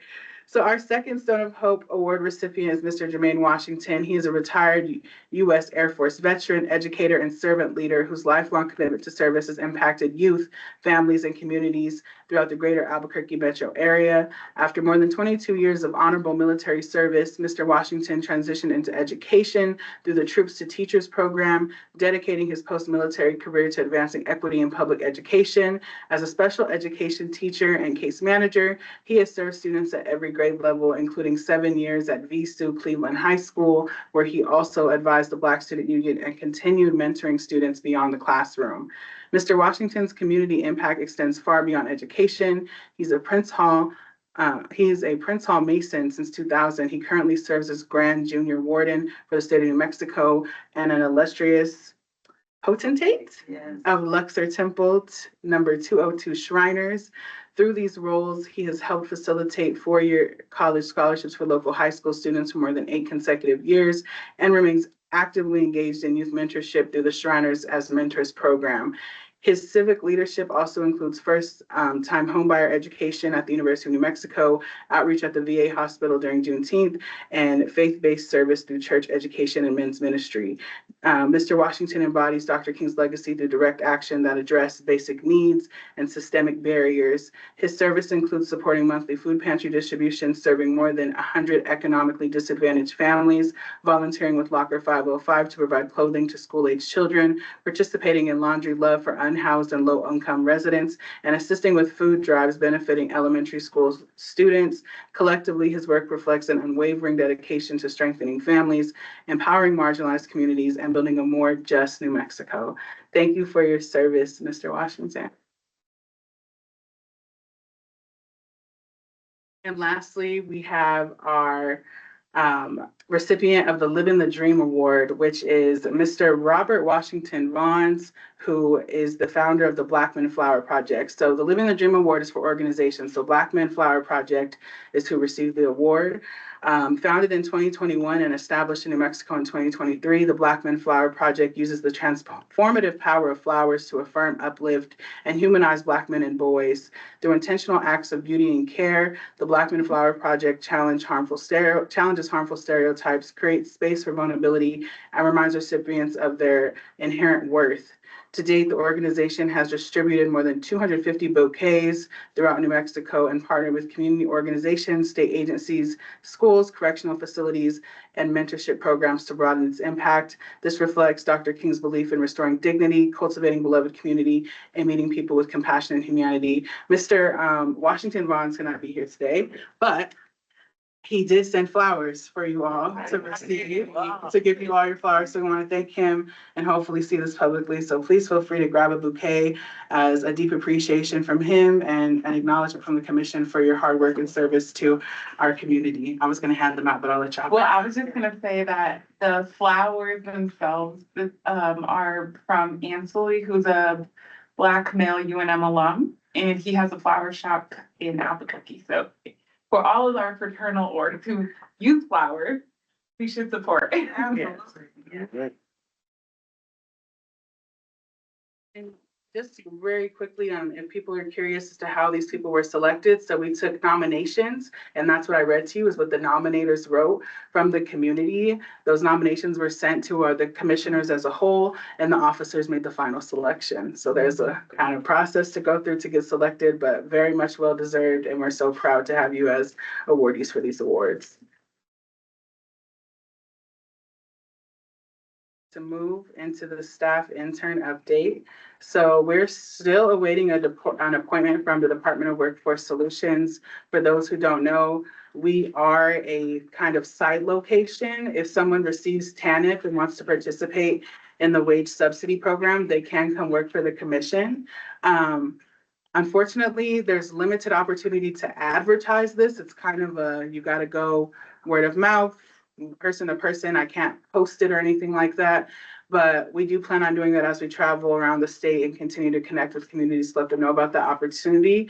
But to expand our capacity, we've contracted with the Public Allies program offered by the UNM Community Engagement Center, and we'll continue to advertise the opportunity with the Department of Workforce Solutions as permitted. And I'm going to yield to Reverend Cornick for an update on our Public Allies. And before Reverend Cornick, you get there, I just want to take a brief pause in our proceedings to let our honorees know that you already had to sit through our audit. You don't have to sit through the rest. You're welcome to.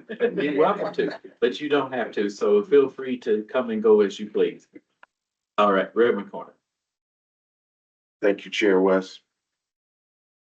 Madam Director, protocol already being established. So for our public allies, I'm just going to read the email that I did send off. The last email that was dated December 10th, 2025, I had advised the commission that the second candidate, Haley Nayaga, had accepted the position as a full-time employee through the Public Ally Program, which requires completion of 1,700 hours over a 10-month period.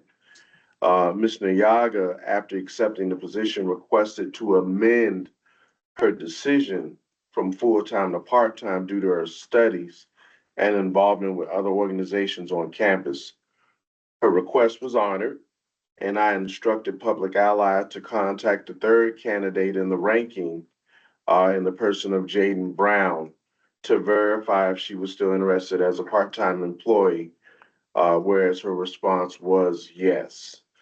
Both Public Ally employees started working in the office since then, and they've assisted in varying assignments during and prior to Dream Week, and they're not slowing down. They're heavily engaged, and they've become a part of the team, and we are marching on.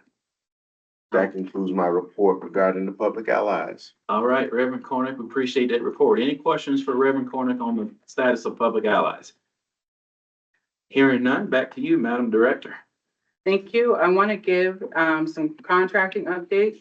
So I have a meeting with New Bay to discuss our records management contract, which you all initially approved for, I believe, about 20,000 or something like that. I don't have the number at the top of my head. We're not going to expend that full 20,000 this fiscal year. The size of our project isn't even $20,000. Once they did a reevaluation of their proposal, it's now coming out to about $30,000. And while yes, it's a priority, and I think having our records managed, digitized, and searchable is important, we have other priorities for this fiscal year. We do want to start the project still, so maybe starting with doing it pieces at a time. We're about to get a whole nother bulk of files from the Department of Justice that are being returned to us. So we are going to have even more records to manage. So we're going to continue working on them and working on this project and seeing how we can do something that's more feasible for us this fiscal year. And you'll see this return in front of you for fiscal year 27. CFO contract. Just to be very honest, people do not seem very interested in its current presentation of this contract. We've had 2 inquiries. One person is willing to do the in-person, has sent all documentation. I know the commission is very important to the commission to have the best obtainable price, so I do want to have a comparison quote for you all, comparison candidate. The other candidate did not give all details needed to provide such a thing. And I would like your feedback on the opportunity to make this a remote contract so that it can be attractive to more qualified candidates and be a little bit more feasible. We're only asking for them 3 days out of the week, I think at a maximum of 20 hours. And as the agency's designated CFO, it is definitely work that could be done remotely. I will tell you the bulk of their work will be doing Excel, doing the functionalities. I can send them the information they need. I'd have to send it to them anyway. So I will take any feedback on that, but I would like to make this contract available remote to candidates who are applying. So I have a question. The one candidate who is willing to do it in person, I suppose, right, under review, they've submitted all the necessary documentation, Yes, qualified, yes, reasonable price. yes. Mr. Harrington?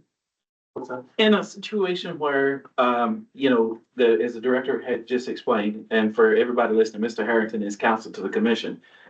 If there's one party who has provided all the necessary documentation, and willing to, serve in person, the director had mentioned that she would like to get a second quote, but the second quote would potentially come from folks who would want to do it remote, or for somebody who hasn't provided the necessary documentation yet.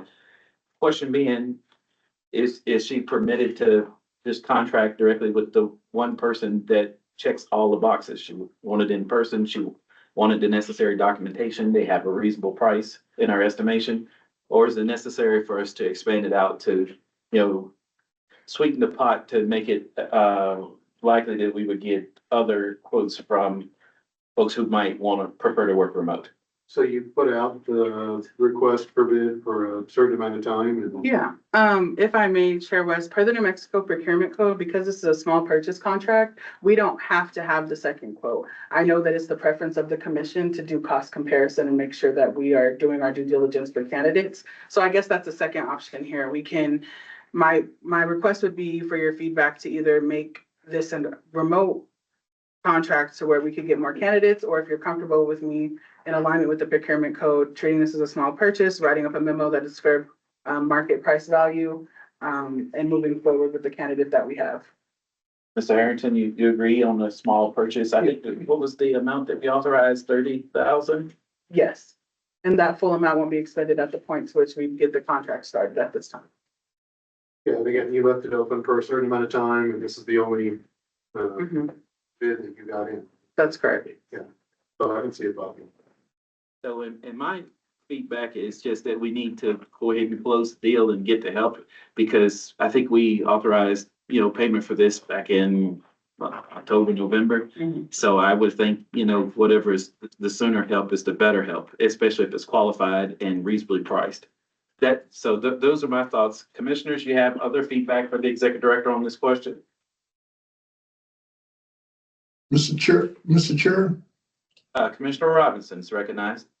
I think that, being a former personnel person, I think the director should be allowed to hire the person as presented. And if there's not any other folks put in their application to be the CFO, then she has met all of the policy of law in New Mexico human rights section and personnel opinions. So she should be allowed to hire the person until maybe another season will come around. Then we re-advertise, advertise the way she wants to. But if there is a candidate that's qualified, as the chair asked, the person meet all of the qualifications, she should be allowed to just go ahead and proceed. Yeah, that's my thinking too. And in doing so, we get the quicker help, which again, as I say, I think it's the better help. If we were to expand this out and try to get people, see if we get some remotes, we may or may not get that, and it pushes it out further. But yeah, my thinking is, if you're satisfied with the one party that has provided all the documentation, you believe they're qualified and they're reasonably priced, and it's legally permitted because of the procurement code and it being a small purchase.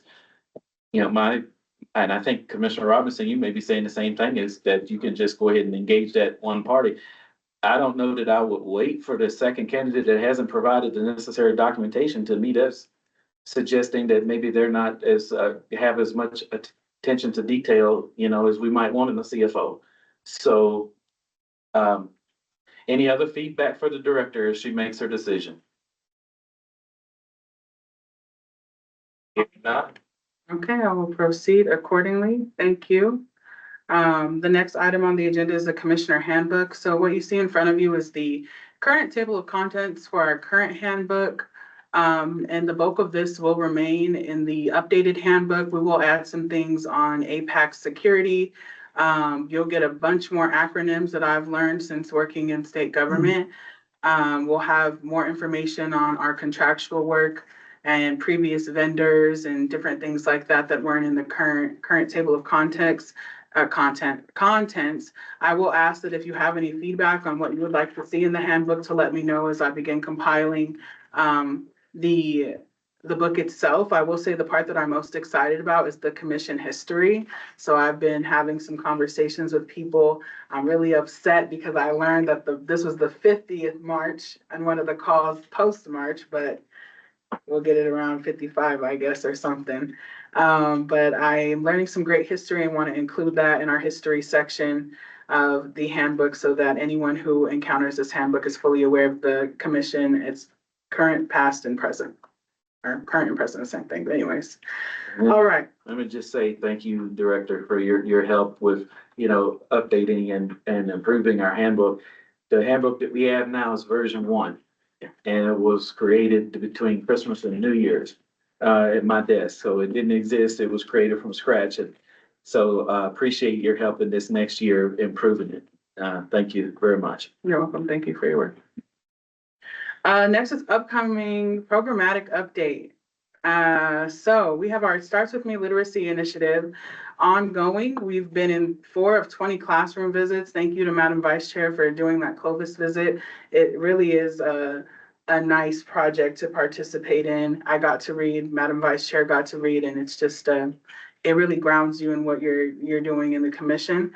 We've completed them in Clovis. So Clovis is done as far as the pilot initiative goes. And then we have completed one classroom in Albuquerque. We have received, some of the pushback has been that our program isn't approved or it's not of the standard, or there's a word for the benchmarks for our educators in New Mexico, and I can't remember it right now. But we are connecting with PEDs so that they can communicate with their educators that this program is approved by their department. And we are planning to attend some workshops in collaboration with the Office of African American Affairs with anyone who is in attendance, and the attendees will be educators to let them know this is a PED stamped literacy initiative, and we're willing to contract your educators to provide them support for their classroom materials if they participate. My other point I want to make is if you have any contact at the Martin Luther King Jr. Elementary School in Rio Rancho, please share it with the staff. We have been steadfastly trying to connect with them as we wanted to start the program at their school because it's the Martin Luther King Jr. Elementary School, and we just weren't able to do that because we haven't been able to make that connection just yet. Our civil rights teach-in, I just make up words all the time. Part 2 is underway. We want to do it on immigration rights and enforcement in the United States. Please remember that the civil rights teach-ins are nonpartisan, informative events that leave attendees with the factual knowledge on the topic at hand. So I think it's a timely subject. I'm open to feedback if you think the subject matter needs to change. We are looking to do it in March. We've contacted some potential collaborators. And I think the other timely thing with March is after that House Bill 9, which deals with immigration rights, will have been considered. And we could talk about how maybe if it passes, if it doesn't pass, how that impacts the community. And then we will be planning for a third civil rights teach-in post the second one. I mentioned before that we requested to adopt the Arkansas MLK Commission's model of Dream Keepers, which is their MLK Junior Ambassadors. That was approved. And the next request will go to the state NAACP for collaboration. The thought is that not every Dream Keeper is a member of NAACP, but every youth NAACP is a Dream Keeper, if that makes any sense. So it will be a collaboration. And again, Dream Keepers doesn't duplicate the work. We're not going to require them to come to extra meetings. We're going to come to them, have them take the pledge for nonviolence, designate them as Dream Keepers, and expand the capacity of the service or engagements that they're already doing as youth.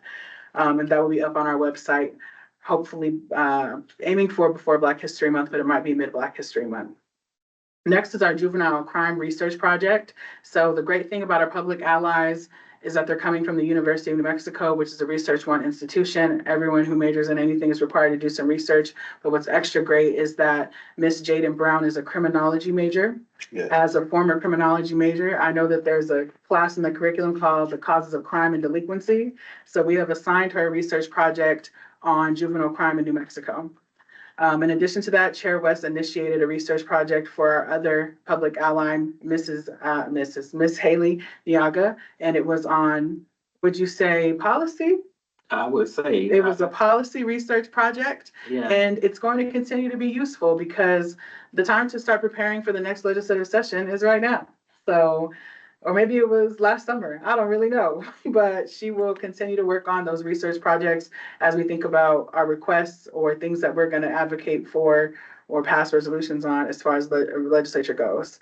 The next is a Her AI camp with Juhara Johnson. We just met about a proposal she submitted to the commission, and it was a funding proposal, but I think it's better suited as a contract. She has created this camp, and her word for word theme is making economic empowerment justice.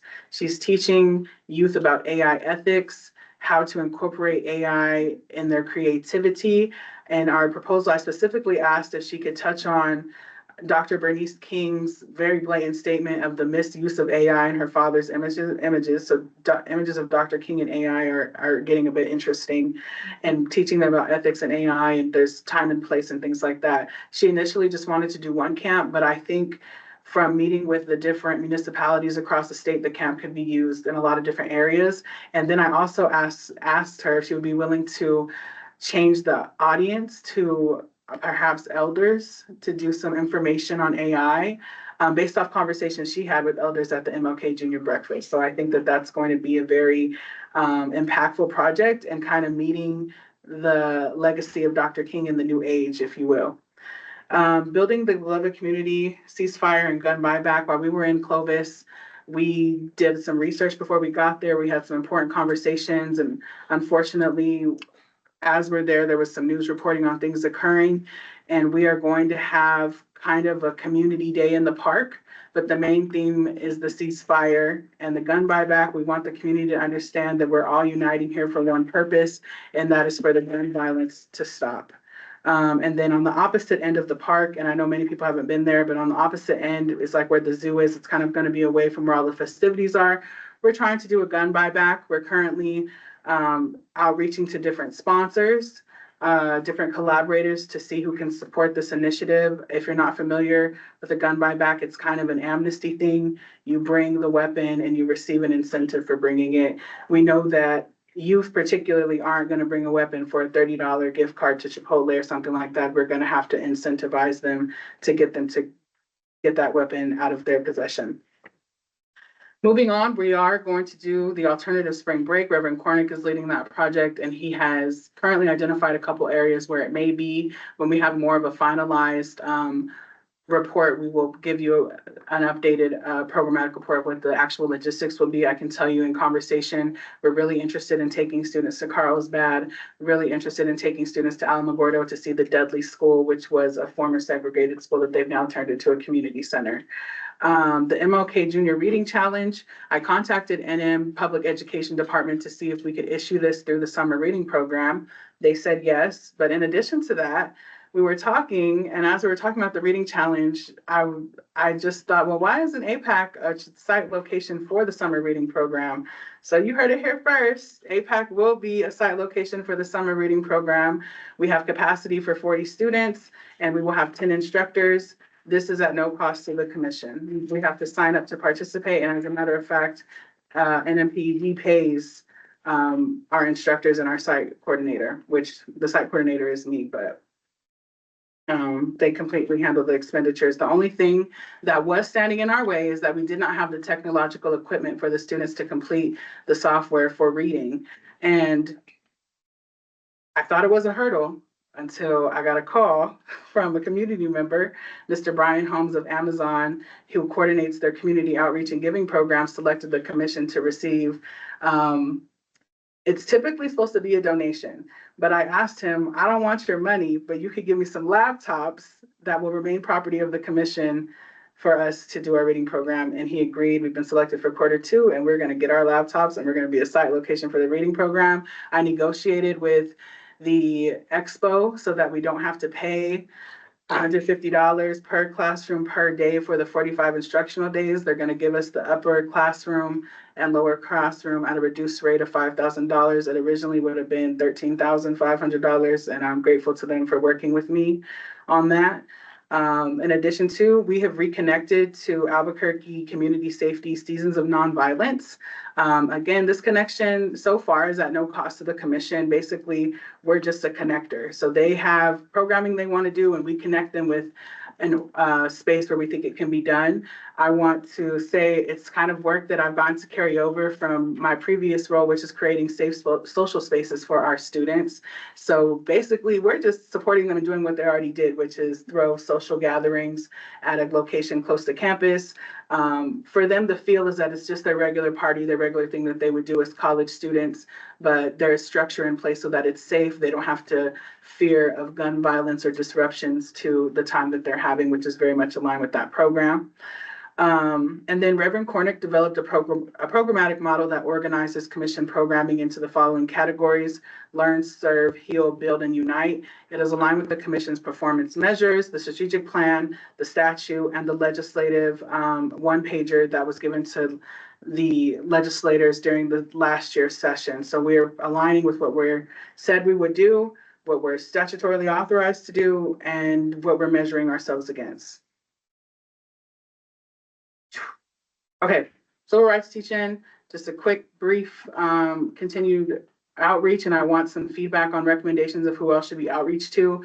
So we want to do a panel style, and we want to make sure we have a diverse perspectives on said panel. I've outreached to the New Mexico Immigration Law Center, El Centro, New Mexico, the University of New Mexico's El Centro de la Raza, Contigo Justice. We've outreached to the president of Santa Fe NAACP, the New Mexico Black Leadership Council. I want to make additional outreach to the New Mexico Department of Justice, and then I would like to take your recommendations for panelists who will support the diverse perspectives. Again, we're looking to host this in Santa Fe. I did meet someone during the day at the Roundhouse for MLK Day at the State Library who said they have space that's free. So I'm inclined to use their free space for this panel, but I would like to hear feedback from you all. You can give it now, or you can email me if you have someone in mind who would create a diverse perspective on this panel for the community to learn about immigration rights and enforcement in the United States. In the interest of time, as we have ideas and suggestions, recommendations for the director, let's do that later because we still yet have some action items to take care of. Okay, let me be quick. So Black Community Legislative Action, February 13th, 8 to 1. The flyer says 9 to 1. Just get there at 8, set your table up or be with your people. And there are multiple legislative days of action that we'll talk about. The commission's role in this is really, I kind of convene the community and ask them to come talk about what they'd want to see on this day at the direction of Representative Herndon. So I did some research to figure out what goes on the off year, learned that Representative Herndon was approached by the Speaker of the House to do some and reserve the rotunda and has support from another agency. So she was called by the Speaker. I called her. We get here, we have a meeting, we have a couple conversations to get us to this point where we're at now. I'm really excited that the New Mexico African American Legislative Day Council will be in attendance and will be having information on the statutory day of the legislature in 2027. So I'm sure they'll have a save the date for us to start preparing for the statutory day of the legislature. And then there is a video that was also part of what the commission would do, which is to inform people on how to engage with the legislature. It is a wonderful podcast episode. I encourage everyone to read it. I think that to listen to it, I mean, it was sponsored by the Juneteenth Renaissance Institute. Chair West is in the video, Representative Herndon and Commissioner Ruthini is interviewing them. And then honestly, I learned some new things about the chair, learned some new things about Representative Herndon. And we all know Commissioner Ruthini has a great personality for a podcast. So I highly recommend a second episode if we can and further development of that project. Youth Leadership Conference, dates that we are hoping to lock in are June 12th through the 14th, 2026. The location is to be determined, but outreach has been made to Eastern New Mexico University at Roswell, and then you can reference that timeline there. As far as an APAC update, so currently APAC is operated by Expo. We lease our office space on the second floor. This includes free access to the shared conference room, which we're sitting in now, and we have a reduced rate for when we reserve the auditorium, lower classroom, and upper classroom. I did complete the amendment for our 5-year lease renewal. And I have inquired about a second amendment to include the rates of APAC reservations as a leasee in our lease agreement, and I'm waiting a response. Currently, it's not in the lease agreement, which I think is unusual. Like typically when you rent an apartment or you rent any building space, you're made aware of what the amenities are and what the rates are, if there are rates associated with using them. So I'm hoping to get that clarification on a second amendment. And then we received an emergency and security plan, which again will be included in your handbook. Dream Week, y'all have 10 million calendar notifications, so I'll just be very brief. There's a picture of you all marching. Appreciate everyone for coming and holding up that big banner. That second picture is a photo from the Albuquerque Sunport. So I wanted to report on what our reach was, but the number could be infinite. I don't know how many people were at the airport during Dream Week, so I'm happy to say that we had good representation, and then we were also able to get our toolkit to those who are incarcerated. So I'm trying to get numbers together, and hopefully we'll have a solid number to you by March. I did do a quick SWOT analysis on Dream Week. I think our strengths were our local commission and Clovis, the various committees who are putting forth the work of Dr. King in their areas, as well as different organizers who aren't part of an MLK committee, but are putting on events. Our collaborations were strong. The planning committee was excellent, and our overall commission hosted programs were well received with attendance, accessibility, and marketing. Our weaknesses were contingency planning. I did arrive late at multiple events, and that's due to not planning for what I needed to as far as my personal care and trying to squeeze in things last minute. So I did try to squeeze in something at Amyville High School that made me late to the Roundhouse. I want to apologize to Santa Fe and ACP since they're in here, and to the chair for that lateness and any negative impact it may have caused. 16 counties not being represented is a weakness. I want all 33. We outreached to all 33. I want all 33. We're going to get there. Lack of connection to King holiday events. So there were some events that happened that we weren't connected to. So there was a day of service with New Mexico Street Pets that I didn't learn about until kind of day of. And then there was a invitational I didn't learn about until day of. And I think that's just about doing a little bit more research before King holiday starts and knowing exactly what everyone in the community is doing, making sure that they want to be recognized and included in our lineup. And then commissioner recognition during events. I do recognize that there were some times where I was speaking too fastly. My pace didn't allow for everyone to hear each commissioner. I want to apologize for that. I respect and appreciate all the support that you all have given. Your due proper recognition, and I'm committed to doing that for you. Opportunities, building a strong contingency plan. Now with expanded MLK junior staff. So if in an event that I can't get somewhere, making sure that either tickets are at will call or that another staff member has access to get the tickets and get them to you all for Dream Week 2027. Beginning earlier outreach to counties not represented. So I would like to start emailing them monthly until we get there. Like, what can we do? Even if it's just putting up a sign or making a social media post. Make connection on events previously disconnected. So I think what I've been told is that the MLK Commission was connected to that Dr. MLK track invitational, and then something down the line got disconnected. We want to reconnect. Establish a standard introduction of commissioners for all programming. So I think what will be important is to just have a set script before there's any speaking engagement. First, we want to recognize our commissioners and then list all the commissioners down the line, making sure to take pause for applause and have an appropriate pace. And then increase the outreach for awards. These awards were open to everyone. I don't think that was very well advertised. Obviously, all of our participants are from the Albuquerque Santa Fe area. I would like to see some submissions of nominations from across the state, and then that will allow you all to pick multiple people or to pick less. It'll be up to you, but I want to see more nominations from across the state.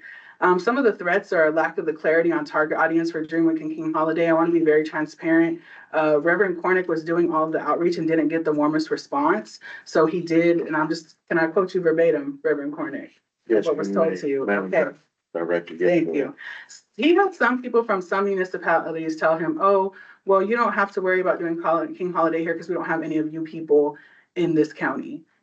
And I think that serves as a reminder that there's a lot of work to be done in our state still. While we're doing very well, there's still a lot of work to do. And that you're reminding everyone that Dream Week and King Holiday is for everyone. The emphasis on interconnectedness and unity. So delays or gaps in information sharing during major events. I think what will help is if I provide. It seemed very helpful when I attached my long Dream Week report, but also had important bullets in the body of the email. So I think that will relieve some of those gaps, but that is a threat, everyone not having the information. Misalignment and expectations with partners and stakeholders. So again, when I run late, we didn't know who's gonna do what. Some people weren't aware. I wanna make sure everything is clear, everyone is aware of what's going on, and everybody knows where they're supposed to be and when they're supposed to be there. Miscommunications during community meetings. So I don't know, if I'm meeting with multiple people during the week, I want to be sure that I have clear communication, that what I'm saying and my intention comes across clear. I do not want any misrepresentation of what I'm saying to various community members as I travel across the state. And then our awardees are gone, but not having awards ready for our awardees. I promise they're going to get their plaques, and they'll get them at the march or at another event during Dream Week, not post next year. So that's my SWOT of that. And then I won't read off the community engagement update because we'll be here even longer, but here is all the opportunities to engage with community. For some of these events, we do have tickets. So if you are interested in going to the Black History Month kickoff brunch, we have a table there. We have a table at the Citizens Award Banquet as well. Please be sure to either RSVP on the calendar invite or to let me know via email if you're going to make it out to any of the events. I'll finish off this with, we've been sent 2 Black History Month calendars, one from the University of New Mexico, one from New Mexico State University. And I believe that is all. I yield. Oh, thank you so much, Director. Appreciate that.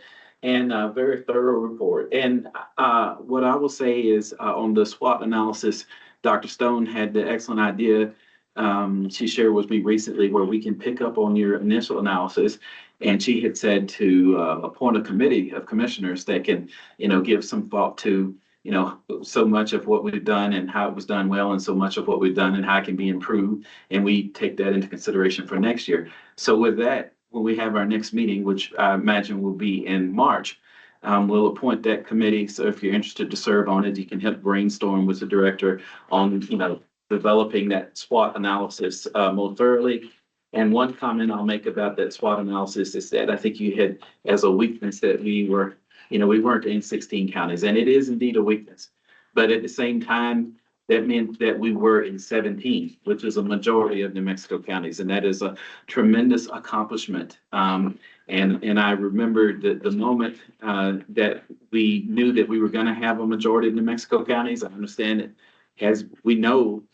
we may be the first time in our history that we met that moment and we're able to have that majority of commemorations in New Mexico counties. But it was a commemorative MLK service in Rio Arriba County in Espanola.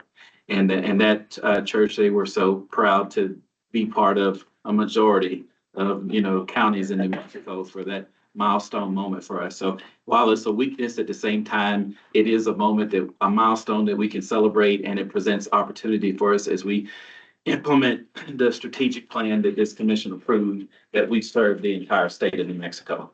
So thanks to everyone for all of their efforts, everyone who attended, everyone who celebrated Dr. King, everyone who worked so hard to make all of it happen is so much appreciated. So with that, unless there's any questions on the director's report, we can get started on our action items, and I'm intended to do what the legislature says when they say they have a rocket docket, and that's what I'd like to see us do for the remaining items on our agenda. But any questions before we do that? Mr. Chairman, I have a point of privilege. Yes, sir. Since I have been hired as the program manager, I just want to commend Madam Director Kervin on her efforts ensuring that we keep Dr. King's legacy alive. And she works hard, diligently to ensure that everything gets done to the best of her ability. So I just wanted to commend her publicly so that everyone knows that no, she's not just sitting around twiddling her thumbs and pointing people here and there to do different things. She's actively working and engaging with the community after hours. Yeah. And we appreciate that, Reverend Cornick, and you would know because you were in there after hours with her doing it too. Thank you for your work. Director, thank you for your work. Thank you. We are so proud of our staff at the King Commission, and we appreciate them so much. So, Dr. Stone. And maybe we just talk later about it. I just want to note, like, given the amount of new programs that you all are putting out, I know there's only two of you, so how do we ensure that this is sustainable management and that you all do not burn out so quickly? Because I saw a full list and that is a lot of work to accomplish in by the end of this fiscal year or the year. I wasn't really sure when the end is. So just a point for us maybe to talk about later. And just a question around our original strategic plan had proposed like the youth ambassadors being a thing. And so maybe you touched on it and I missed it. Are we not doing youth ambassadors in lieu of some of these other youth programs? No, the Dream Keepers is the youth ambassador Dream Keepers program. are these. Okay. All right. Any other questions, comments? Chair West. Madam Vice Chair, you recognize. Thank you. Executive Director Kervin, Program Manager, Reverend Hornick. I just want to say that, you know, seeing all that, like, I know y'all are doing a lot. And even from last year, I was thinking about it, I was like, there was only 11 counties that were happening. So even in this space, this transition, all the different things that are happening, y'all have exceeded. And so I think we're growing positively. And I really want to let you know I appreciate y'all's hard work. And you know, I'll follow up with you on some of the things, you know, that I know I'll be able to attend. But like I said, y'all are doing great. And Director or Dr. Stone, I also, like I said, I'm like, oh my goodness, there's so much going on, and just want to make sure that we support you on in all those efforts that you do. It is alarming that, you know, Reverend Cornick had to deal with that with outreach, and I'll, you know, definitely say that that's bothersome. But I think that what we can all do is, and what we've been doing is hands on deck, trying to do outreach and showing that Dr. King's legacy was for all people. So thank y'all very, very much. Thank you. Okay. All right, then. So with that, we need to get on to our actual action items. Number 9, approval of the 2026 work plan. So under our bylaws, and the commission has not done it in the entire time that I've been a commissioner.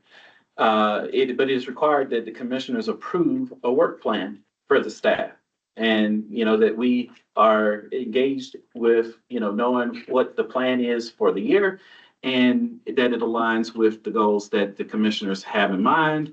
And so this is an important moment where that conversation can happen. Another important moment for that with the commission is when we adopted our statewide strategic plan.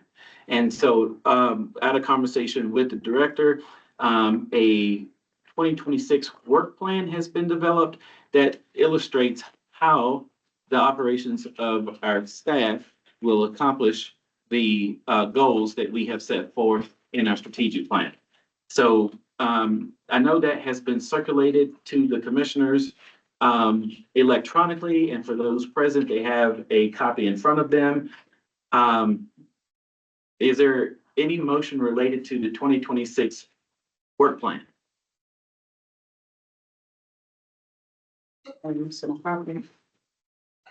Mr. Chair, this is also, Commissioner Robinson. Commissioner Robinson is recognized. I just have a question on the first layout plan there, bullet number 1, 2, 3, 4, no, 5. Finalize CFO contract 30,400 and research. What did we just do? We just authorized the director to go ahead and accomplish that, but if it's put up here as a work plan, I think that's been accomplished. Is that right? So before we get into discussion, let me take a motion and then I have a comment on that, and I know the director does. But is there any motion related to approval of the 2026 work plan? So moved. All right, Commissioner Robinson moves it. Is there a second? I'll second. Okay, Dr. Stone seconds it. So now we're at discussion. And to answer your question, the 2025 work plan, I think the director prepared it on a fiscal year basis. And so it is covering, some of the past, some things that we have already done and has already been done. And so the CFO contract, with the $30,000, that what we discussed earlier in this meeting, we did approve that several months ago. And it is listed there on the Q1 between July and September.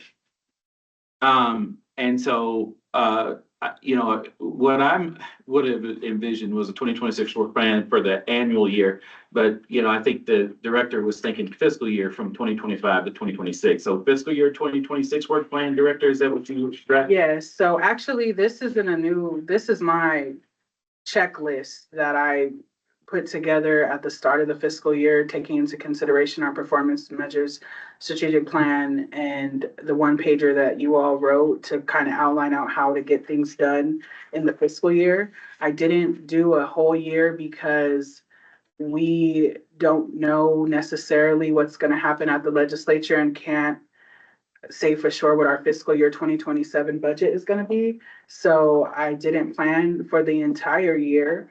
But I think what helps us is some of these things might be reoccurring. And we also have our strategic plan, which is broken down year by year. So I would say we kind of already have a work plan that's approved. This is a little bit more detailed on what's going to happen in each quarter, I would say. Yeah, and I think that is helpful. I think that's the level of detail that helps the commissioners to approve, what the operations will be going forward based off the general strategic plan that we've done. And as I say, our bylaws require us to approve an annual work plan. So, Commissioner Robinson, does that answer your question? I think so. Okay. Any other discussion, questions, comments on the work plan?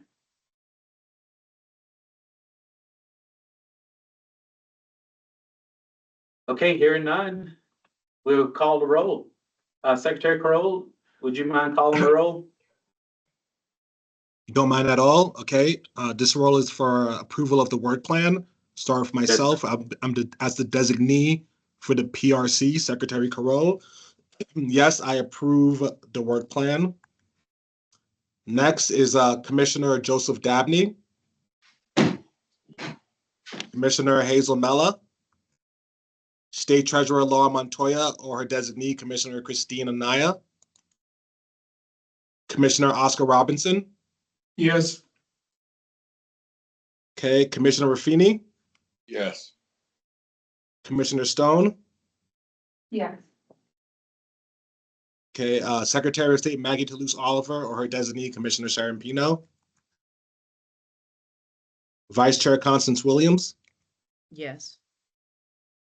Okay, Commissioner Anthony Umi. Yes. Chair Little V. West. Yes. Okay, there's 1, 2, 3, 4, 5. Okay, with 7 yeses, the approval of the work plan has been approved. Thank you for that. Next item on our agenda is a proposed resolution. It was circulated to all commissioners. It is on the screen. This is a proposed resolution in support of the legislature's funding for the Black Education Act, the Hispanic Education Act, and the Multicultural and Bilingual Education Act. And essentially, what is happening here is the governor has recommended that these 3 acts be funded at their level which they were previously funded, and they again be funded at the same level. And the process, the budget process goes through the Legislative Finance Committee, and the staff of that committee makes a recommendation, the LFC recommendation, and they don't include funding for these three specific acts on their individual line items.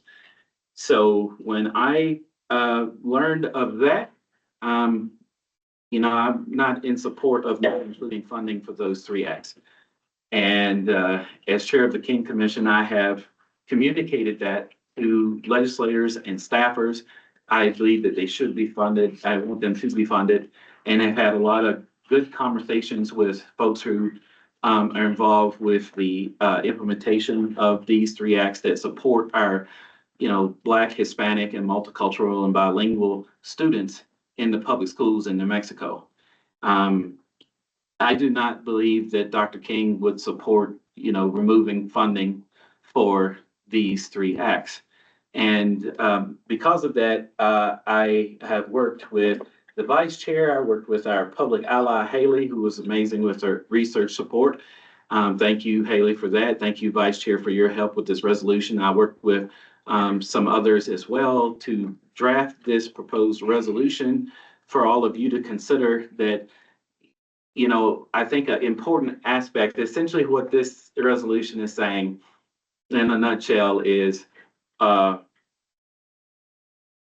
education was important to Dr. King. He said so. He said that funding for education was important. He said that, we quote him in the resolution, in this draft resolution. And we also say that, as a commission, we have done so much that we have all, been involved with and heard about today to honor Dr. King and with ceremony, and events. Oh, here is Haley. Haley, I just credited you for your great research assistance on this resolution. Thank you again for that. But we're saying that, with the songs and the ceremonies and the prayers and the services and the acts of service, out of all of that, it is important. And we do that to honor and commemorate and celebrate Dr. King, which is at the core of our mission. And yet, when all that is done, still commemoration and celebration of Dr. King remains as a year-round work, and it can be done in substance and not just in ceremony. And the substantive honoring and commemoration and celebration of Dr. King is in remembering what he said and applying it to our current times. And so this resolution is identifying one way in which we can encourage policymakers who can really make a difference in our communities to continue that work of commemorating and celebrating Dr. King. So with that, the resolution has been circulated and I move its adoption. Is there a second? A second. Commissioner Umi seconds. Is there any discussion, questions, comments on the draft resolution, proposed resolution?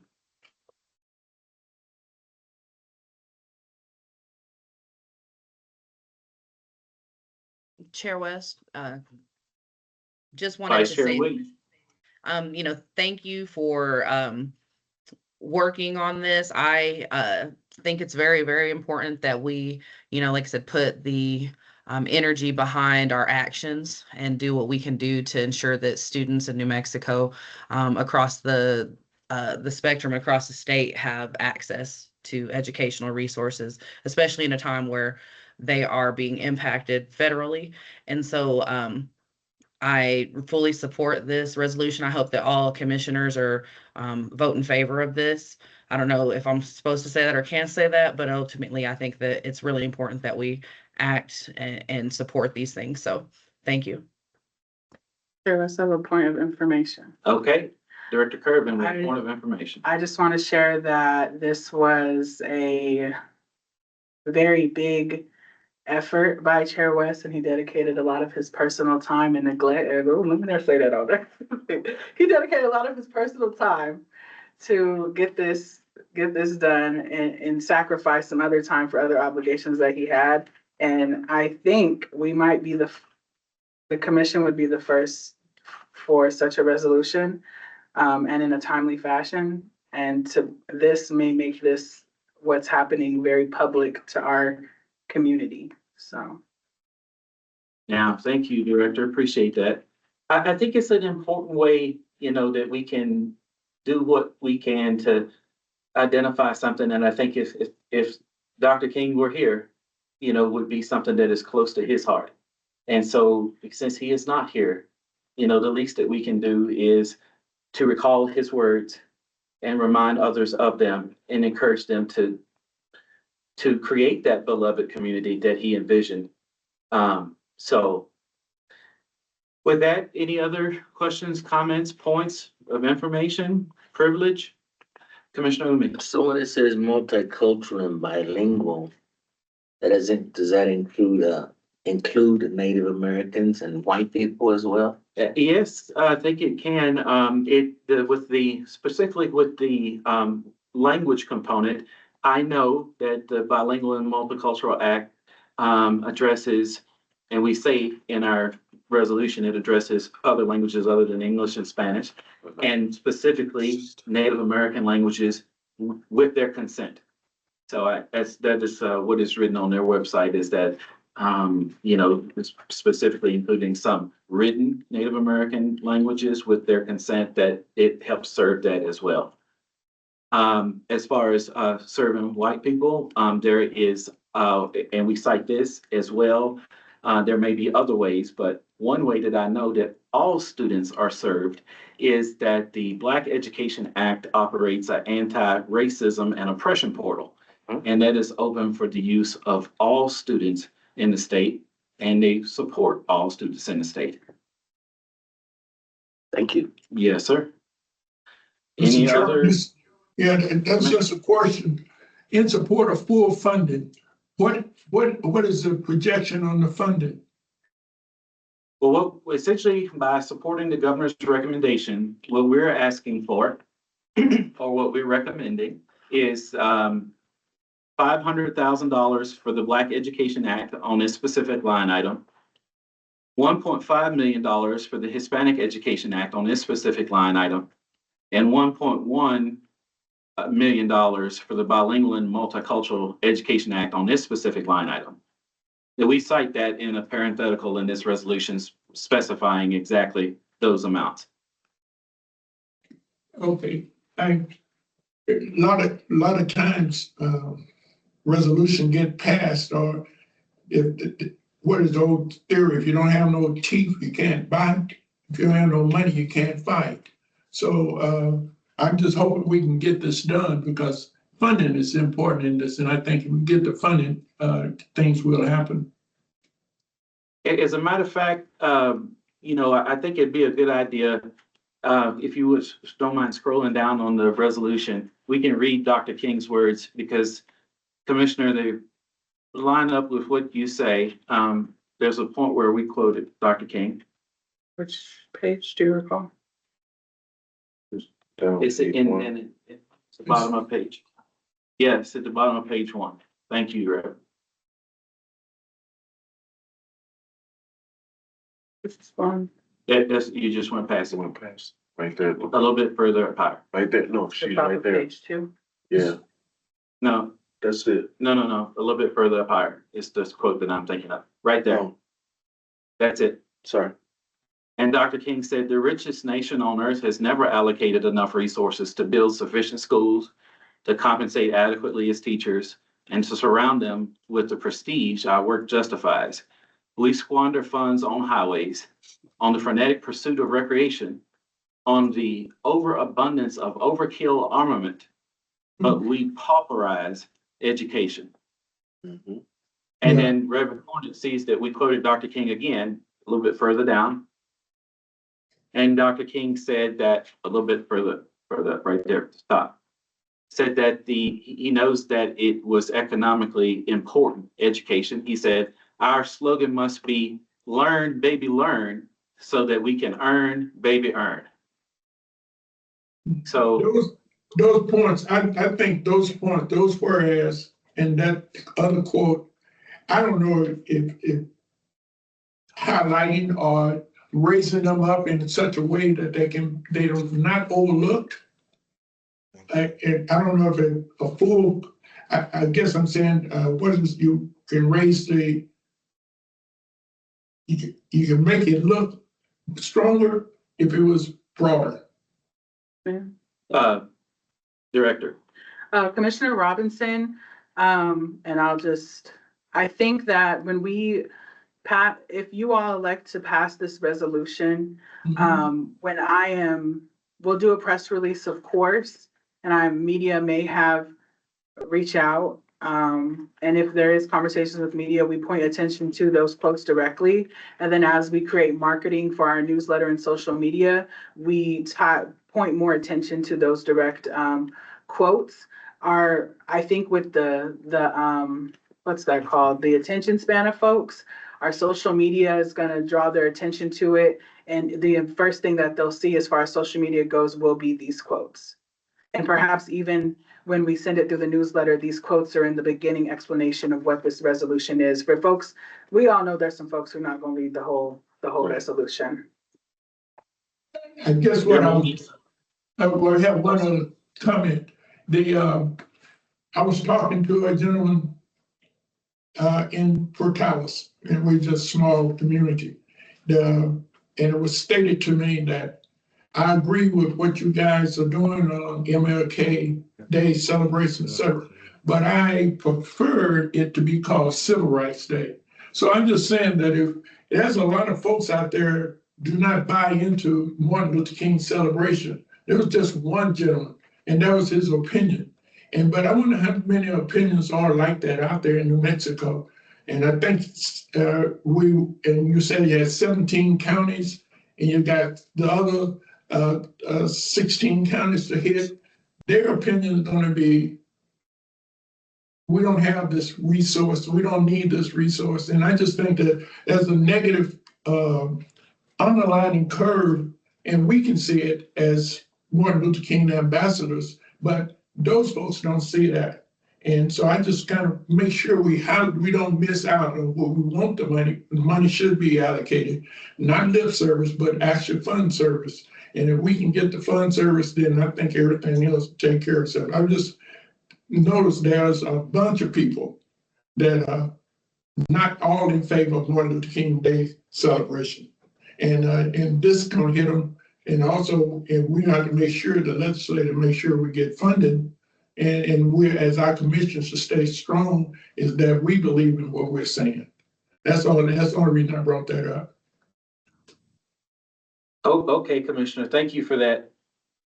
Do you have any specific suggestion as to, how that affects the particular wording that we have in this resolution, or the way in which we roll it out?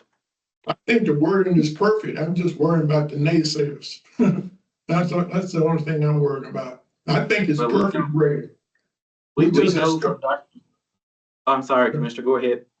I think we as commissioners are people who push Martin Luther King celebration, and also in pushing this resolution need to stay strong. That there's a lot of people do not understand or do not concur with the ideal of Martin Luther King Day or Martin Luther King celebration. Is no more than a Civil Rights Act. And so I just think that's the only thing I'm just warning or saying, that we need to be strong and that we believe it is a Civil Rights Act through Martin Luther King views, etc. That is a underlying principle of some people, and I don't refer to any negative about them, but that's a lot of their negative. And I sit around a lot of those negative people quite a bit. Yeah, we will never be without naysayers, as far as I know. Right. So, but I appreciate the reminder and the encouragement that we need to be strong, in being, diligent ambassadors for what Dr. King would want. And so I definitely understand what you're saying there. Thank you for underscoring it. Chair West. Vice Chair. On the quotes specifically, because every day is a learning day, can the resolution, or can we bold those quotes from Dr. King? Because they're. That's the word I was trying to get to, Constance, bold. Okay. Yeah, I love it. Matter of fact, that's the exact same word that came to mind, and the executive director came in with her great suggestions about, media and social media. But I'm definitely in favor of it, because That's the exact word that came to mind when Commissioner Robinson first said, how do we emphasize the words of Dr. King? Let's put them in bold. I accept that as a friendly amendment. Okay. Yeah, so wherever we. That's notwithstanding, bold. Bold and, well, I do bold and underline. I keep saying underscore in this meeting, so that's probably for a reason too. But bold is sufficient. Let's bold any words of Dr. King in the resolution. Okay.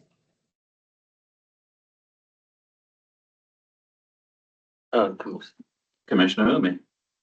My comment earlier about multicultural, I think if we can look at, Dr. King did the Poor People's Campaign. So when we talk about poor people, we're talking about all races. And including Asian, since my wife happened to be Asian. So I'm just saying, is there a way that we can, of course, we're still dealing with racism and it's very much alive and well. But I was wondering the way to unite the races would be from an economic point of view that, 99% of Americans fall under the 1%. So is there a way to unite, to expand that from just a racist point of view to a poverty or a financial, economic point of view? Yeah, well, that was my point. That it's good, well made, Commissioner. And, I think there's a lesson there from Dr. King's life and work that can help us, as we try to form coalitions. On the subject of coalitions and specifically addressed to this resolution. Thank you.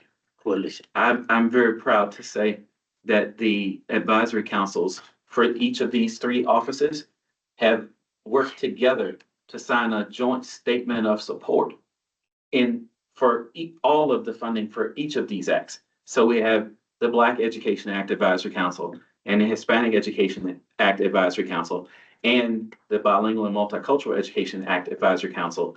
They come together and on the same page, literally with the same words, speaking with one voice in support of each other, the work that all of them are doing. So there is some important unification that has happened in the advocacy process for the work represented by, these acts of the legislature that just need continued funding. Thank you. Any other questions, comments, thoughts, ideas, suggestions? Hearing none. The motion is there to adopt a resolution and the secretary to call the roll. Okay, so this, yes, like the chair said, motion to adopt a resolution, starting with me, the designee for the Public Regulation Commission. I say yes. Commissioner Dabney. Commissioner Hazel Mella. State Treasurer Law Montoya or her designee, Commissioner Christine Anaya. Commissioner Oscar Robinson. Yes. Commissioner Raffini.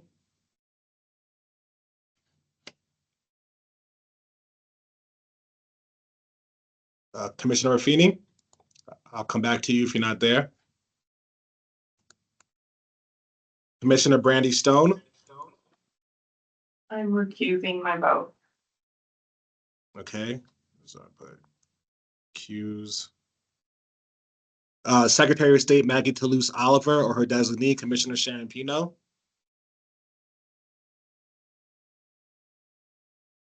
Vice Chair Constance Williams. Yes. Commissioner Anthony Umi. Yes. Okay, Chair Little West. Yes. Okay, now let me circle back. Commissioner Raffini.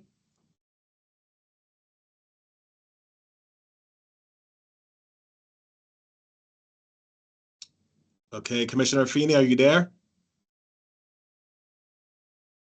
Okay, so I'll just put unavailable.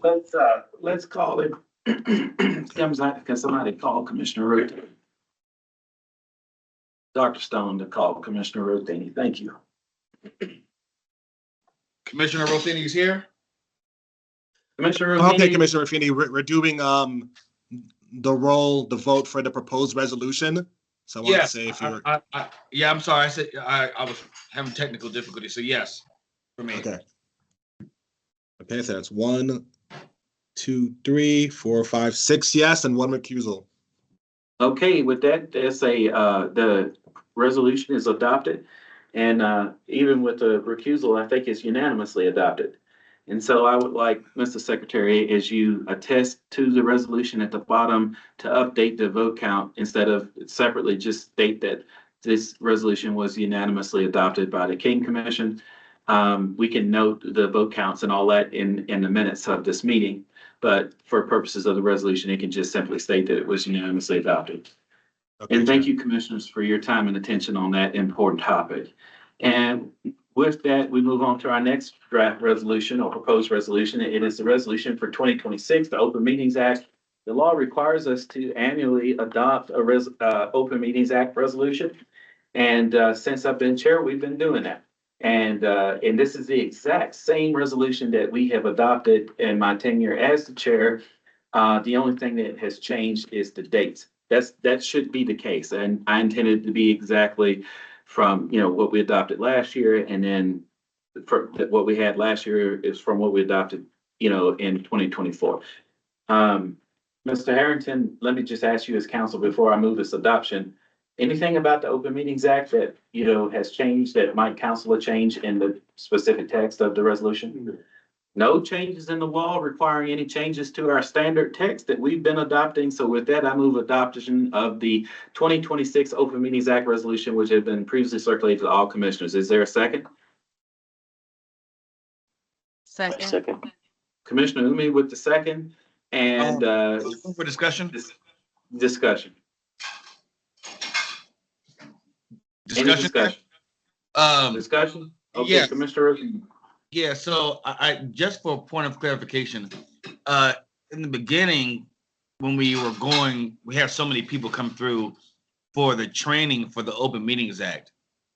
I don't remember if we've had the training for the Open Meetings Act we kept trying to have. So my concern is saying yeah to this Open Meetings Act resolution. When is the training going to happen for it? The training happened at our last annual meeting, Commissioner. We had training presented to us we were required to have training on an annual basis. And since I've been chair, we've been having that training. I will tell you that when I became chair, we were behind on the training. We caught up on what we were behind with. And then since that time we had, and in fact, I remember the specific counsel at the Department of Justice that provided the training to us was Mr. Eduardo Uvalde. Yes. Eduardo Uvalde. Okay. Yeah, I'm sorry. Yeah, I remember. You remember that now? Yeah. Okay. I couldn't remember the person's name, so I'm like, the training was slipping me. Thank you for reminding me. So we're required to have that training by our annual meeting. And last year we had it at the annual meeting. So we definitely did that. And that was June 2025. And we'll find time on our agenda to do it again. Whether we'll have time on our agenda to do it before the annual meeting or not, I'm not sure, but it will happen again this year as called for by our bylaws. But what is also we call for by our bylaws and by Open Meetings Act itself is adoption of an Open Meetings Act resolution, which is the matter that's on the table. So that's what I was trying to get to. I apologize. So we're not going to have the training before we adopt the Open Meetings Act before this year. No, we don't have to. It'd be an hour. Mr. Harrington, give us a training right now. We don't have the hour to do it. That's the trouble. But we had. Yes, no, but we had the training in June 2025, and now we're approving the resolution in January 2026. And then we'll have another training in most likely in June 2026. And then we'll need to adopt another resolution in January 2027. And so that's the ebb and flow. That's how it will work. So so the standard will always be we adopt and then do the training and then adopt and do the training, as opposed to do the training and then adopt. I mean, you could look at it the other way. We've already had the training. Now we're adopting. We had the training already at our annual meeting in June 2025, and now we're adopting. It's 6 one way, half a dozen the other, Commissioner. That's the way I see it. Okay, cool. Okay. Any other questions, comments, ideas, thoughts, concerns, questions, anything? Hearing none, Secretary, call the roll on adoption of the Open Meetings Act resolution for 2026. Okay. Adoption of the Open Meeting Act for 2026. Starting with me, I'm the designee for the Public Regulation Commission. Yes to adopt. Commissioner Joseph Dabney. Commissioner Hazel Mella. State Treasurer Laura Montoya, or her designee Commissioner Christine Anaya. Commissioner Oscar Robinson. Yes. Commissioner Raffini. Yes. Commissioner Stone. Yes. Okay, Secretary of State Maggie Toulouse Oliver, or her designee Commissioner Sharon Pino. Vice Chair Constance Williams. Yes. Commissioner Anthony Umi. Yes. And I'm sorry, Vice Chair, I did a rocket thing. Yes. It's all good. Yes. Okay. And Chair Little West. Yes. Okay, so that's unanimous with 7 votes, 7 yes votes. All right, resolution adopted. And I did want to make a note on the previous item. I intended to do it before we finish with it, but might as well do it now. Dr. Stone, you circulated a disclosure to all the commissioners, which we will attach to the minutes, that I think explains the reason why you recused on that previous vote pertaining to the adoption of a resolution. In this essence, you had indicated that you currently serve as a member of the Black Education Act Advisory Council. So I just wanted to make that clear on the record. We will attach that disclosure to the minutes so everybody is aware. And you received, commissioners all received that disclosure in writing as well before the meeting. So we move on then to item number 13. Item number 13 is about fundraising committee. So in 2026, commissioners, I would like to see us make use of the statutory authority that we are given as a commission to raise money, you know, to honor Dr. King. And we have, I think as a commission, have not done that.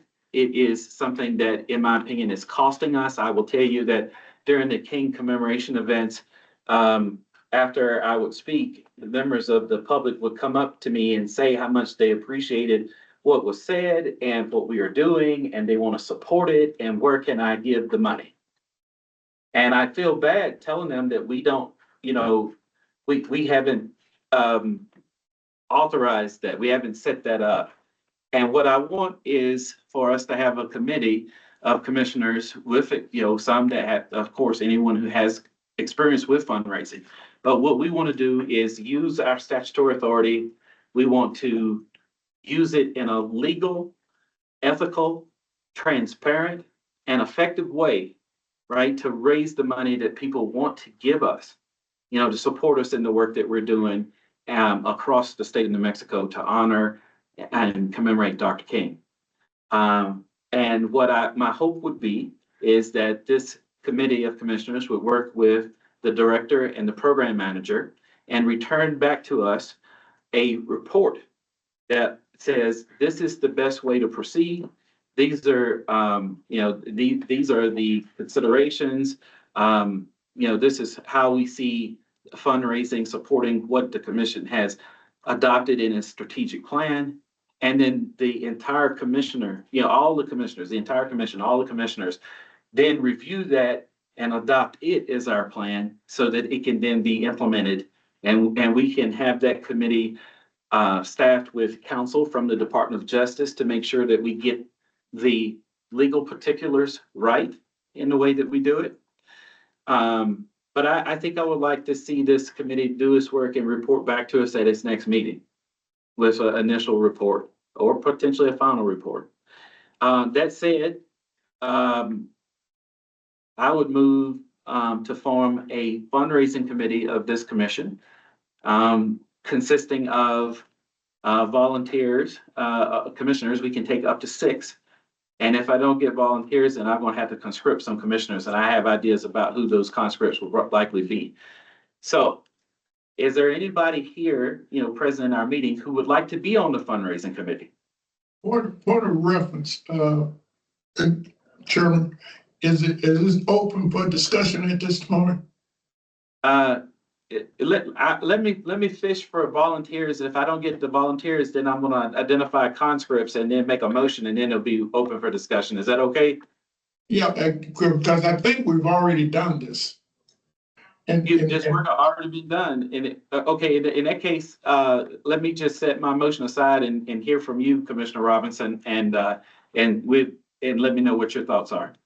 Okay, the reason I bring this up, I believe, and I don't know where the state auditor records are, but I believe that the commission have already received a lot of criticism on this type of action, and it came primarily from the state treasurer office. So I think we ought to contact the treasurer of the state of New Mexico and see if we have not already had we have such a plan and on fundraising. For example, the MLK activity was a foundation was established, and it was under scrutiny that it was not a legal organization because it was connected to the Martin Luther King Commission, because they used the name, the Martin Luther King Foundation. And I think that the state treasurer office was the one who brought up the objection to this resolution, to that type of activity of raising funds, because it's stated in the law or in our bylaws that we have the right to raise funds under New Mexico law. But I think that the office of the treasurer challenged that. So I think before we go any further, we ought to check with the treasurer office and see if they have any records on that, because I think they're the ones who brought up the issue that we could not raise funds outside of as an outside entity. And because we had a foundation, Martin Luther King Foundation, and they took a lot of criticism.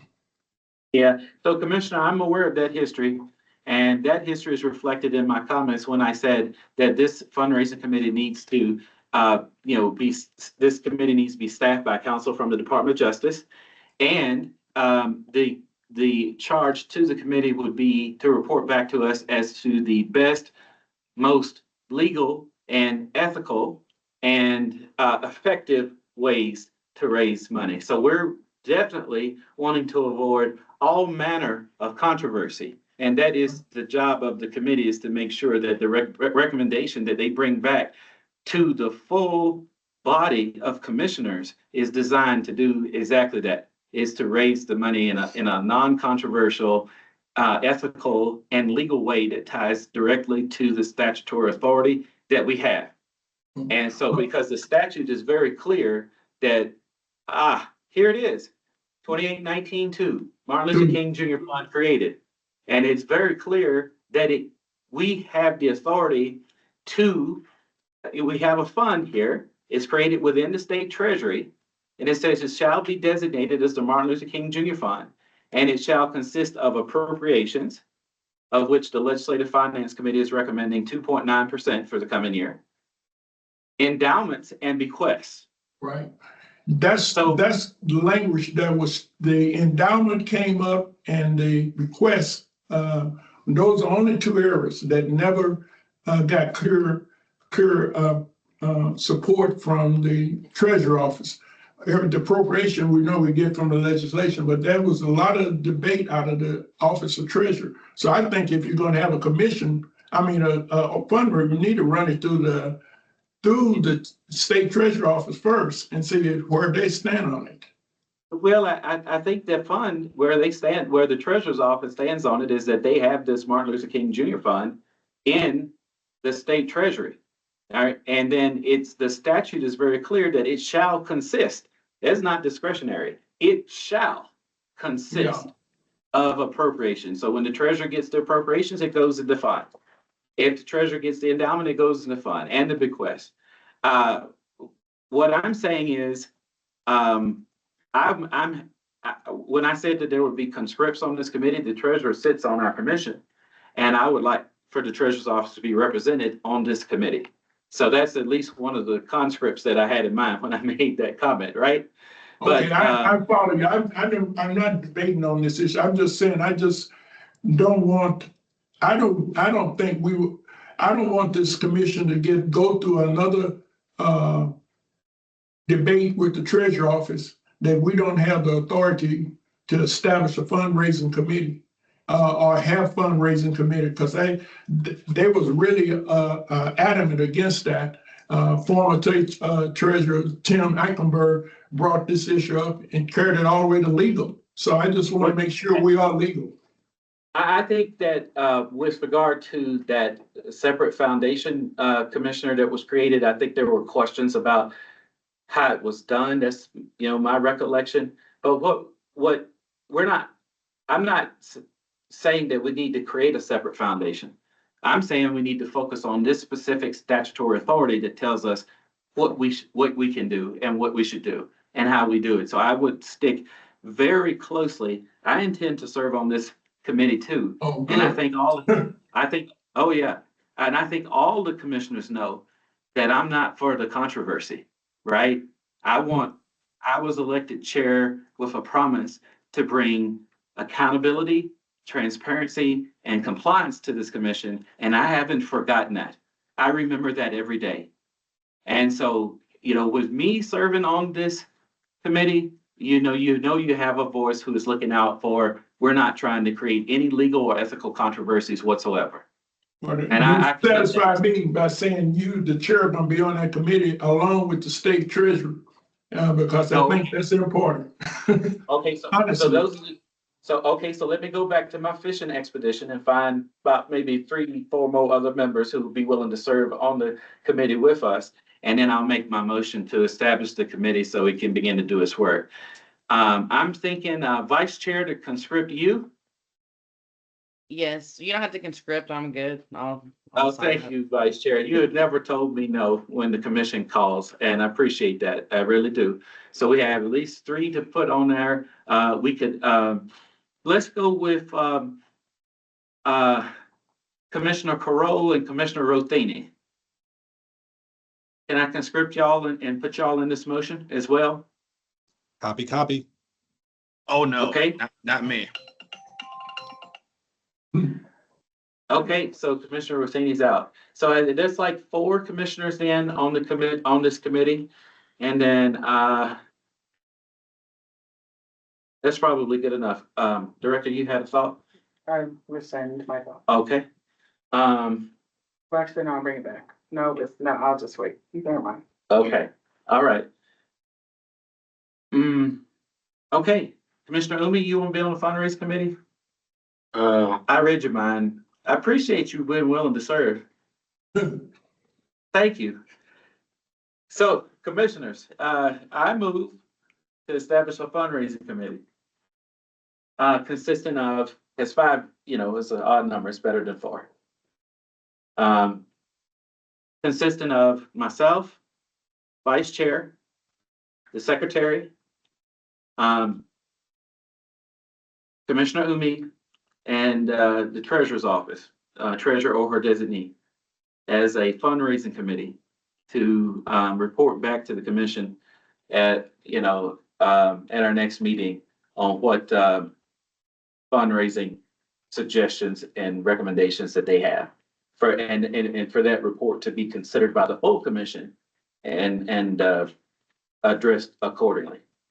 Is there a second to the motion? Second.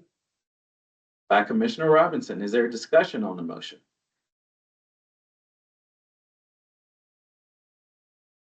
As long as I can do it remotely. Oh, for sure. We can accommodate. Thank you for being willing to serve. Hearing no discussion, then Secretary Carroll to call a roll. Okay, this is the role for the fundraising committee. Starting with myself, I'm the designee for the Public Regulation Commission. So I say yes, approve that. Commissioner Joseph Dabney. Commissioner Hazel Mella. State Treasurer Laura Montoya, or her designee, Commissioner Christina Naya. Commissioner Robinson. Yes. Commissioner Raffini. Yes. Commissioner Stone. Yeah. Okay, Secretary of State Maggie Toulouse Oliver or Commissioner Sharon Pino, or her designee, Commissioner Sharon Pino. Vice Chair Constance Williams, Yes. Commissioner Umi, Yes, yes. okay, and Chair Little West. Yes. Okay, so that's 7 in favor of the fundraising committee. Okay, then the motion carries. And I think that's a really important committee that we spend some time thinking about that one. That may benefit, of course, that may have benefits, pay dividends going forward in the future that we just don't even know as we sit here today. So I think that's a good one. And so thank you for that. Then we're down to item 14, informational items only. I have just a few. February 3rd is another honor for Dr. King coming up in the House chamber at the Roundhouse. And it's likely to be in the morning. Commissioners, staff that would like to be there, if you let me know, then I can let folks know at the Roundhouse. We get badges done and we can be there as they read out the memorial to honor Dr. King on February 3rd. Also, commissioners, I had circulated by email to please join me and a few other commissioners who have committed to join with the staff in the nonviolence 365 training that the National King Center is putting, that has available, and would like to do that in this year, 2026. It's about 18 hours. It's on demand. It's online. You can do it at your convenience. By doing that, we show that, we are committed to the principles of nonviolence, and we can be better equipped to, share resource that we receive with others. In turn, we bring awareness to that important resource that the National King Center has available, and so that others can benefit from it too. So what I would love to see is that every King Commissioner becomes certified in nonviolence by the National King Commission. And so I urge you to, commit to joining in that in this year, 2026. And then finally, I just want to reiterate, I made mention of it early in this meeting, that we do have 2 vacancies on this commission, and they are for portions of unexpired terms where commissioners resign during an unexpired term. That means that as chair, I have to fill the seat. And in doing that, I can take recommendations under the statute by the person that originally appointed to the seat. And I also need recommendations from whoever is interested to serve on the commission. And so if you or anyone listening, or if you or you know of someone who is willing to serve, send me a letter and cover letter that then I can share and discuss with the person who made the original appointment, and we can hopefully within the next 30 days have a full commission again. That helps us make quorum, relieve some pressure on finding at least 7 to be here. And it's hard to do if you only have 11, versus if you have all 13. And with that, our next meeting, March 18th at 11 o'clock a.m., June 26th at 11 o'clock a.m. Commissioner Rothini is going to be real happy about that one, because we're going to have that Open Meetings Act training that he was asking about. And then finally, the deadline for commissioners to seek reimbursement for this meeting, February 17th, 2026. So if you would like to submit your papers for, fees, reimbursements, whatever, make sure you get those to the director by February 17th. And that's all I have to share. Are there any informational items only from commissioners? Yes, but I think I almost heard somebody else about to jump in. I didn't. So you're recognized, Commissioner Rothini. Okay. So with the spirit of Black History Month this coming February, our organization, Juneteenth Renaissance Institute, is doing their first program event in this month of February. The inspiration actually came from one of the staff members at the MLK Junior Commissioner, William Cornett. We were talking, and I won't tell you all the particulars of the conversation, but after the conversation, I came back home and I had a different conversation with my nephew, and the light bulb or the universal ring came in about a great idea. And it's been getting a lot of momentum, a lot of support. The hope would be that the MLK Junior Commission would also support this. So I am asking for a possible sponsorship as well as utilizing the MLK Junior platform to share the event.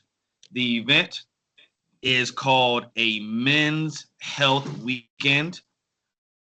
So we would love if we can get 100 Black men from around the state. The Men's Health Weekend will comprise of the weekend after Valentine's Day. Friday would be the 20th. We would have a coach or a trainer or a workout professional give us a guided workout routine just for the men at the YMCA. They're donating their space and their trainer for us.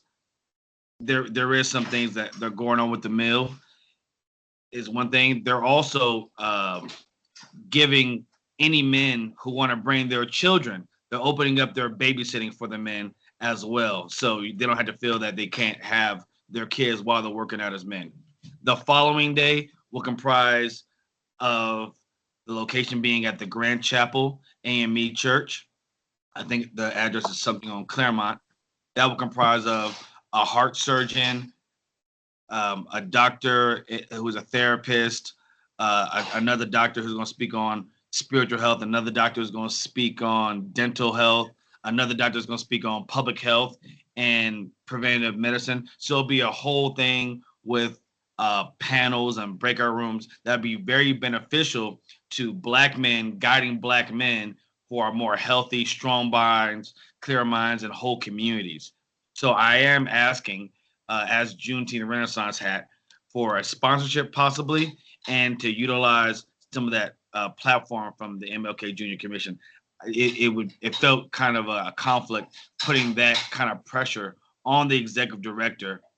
And I want to bring it to the commission to see how the commission felt about sponsoring an event during Black History Month for men, regardless of the race, through nonviolence and everything else. And also to bring some young men, because this is a great opportunity for older gentlemen to talk to younger gentlemen about what things they need to look out for in the future. Okay, Commissioner. So thank you for sharing that. And the first thing I will do is thank you for all the work that you're doing in the community, even as you wear different hats. So thank you for doing the work, here as a commissioner and also elsewhere as you're wearing the hats.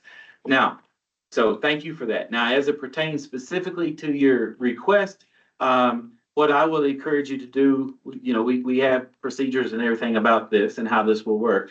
What I think that you should do is, especially given the time, and you mentioned February 20th, and it's already past the 20th of January, so we're like 3 weeks out. What I think that you should do is submit, if you have, to the extent you have not already, as soon as possible, the specific request to the executive director. That's where it goes first. So submit that request with the knowledge, and understanding that it may find its way to the commission to the extent that the staff feel that they are conflicted out. Be sure to note your conflict in the funding request as you've disclosed it here, right? That you wear two hats, one as a commissioner and the other as, part of your nonprofit. Make sure you note that in the request so that it's documented there and she can share that in turn with the remaining commissioners. To the extent that there is conflict at the staff or the staff do not feel comfortable acting on it, it may mean then that the commission has to decide, in which case we would be looking to you to recuse yourself, right? Given the conflict, we may ask the staff to recuse to the extent that they feel that they have conflict. But we'll do our best to ethically, and appropriately consider the request, but just be sure to follow the proper procedure to get it to that point. In the request, would you want me to submit it, or would you want somebody from the organization to submit the request? Well, would you note your conflict on it? I don't know that it matters if you send it or submit it, or somebody else in your organization submits it. You'll observe your conflict in the request either way, and that's the important part. And then you'll recuse from consideration of it as a commissioner either way. And so that's the other important part. So I don't know that I see a much of a difference. Mr. Harrington, do you? No. So council agrees with the answer I just gave you. Fantastic. And would that be the same answer for the sharing of the event throughout the state? Is that the same answer? I mean, I'm not sure I understand the question. Mayor, Director. we share community events regularly on our page, and I think we've even shared some of Juneteenth Renaissance Institute's programming just as part of the community and putting on things that are open to the community. So I haven't had to get permission for that previously. I don't think it would call for permission now. There's no transaction with the social media repost. okay, thank you. And Mr. Harrington seems to be satisfied with that. And I guess the thought would be, it's the same type of treatment that we do with other, community organizations. And so, that's so, all right. Okay. Anything other informational items only from commissioners? Well, and so just so you know, I will be coming back to the commission to ask for to include, because we are coming to our keynote event, which is the Heart of ABQ 6.6K, and that will also be open to the state May 23rd.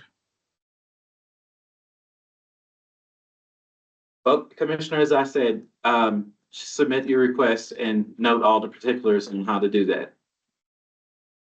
Okay, and with that, Director, did you have something that you want to share before we close out today? I'm just putting in the chat, if you'd like to attend the Black History Month kickoff brunch, which is this Saturday at 10 a.m. at the University of New Mexico, to please let me know. You have tickets? You bought a table? You can let me know after this meeting if you'd like to attend, yes. Okay, after the meeting, I heard that. So with that, hearing no other informational items only, and with us having made it all the way through our agenda with a quorum, thank you, Commissioner Rothini, for making it number 7 for us today. We, without objection, we are adjourned at 2:09 p.m. Thank you. Y'all take care. And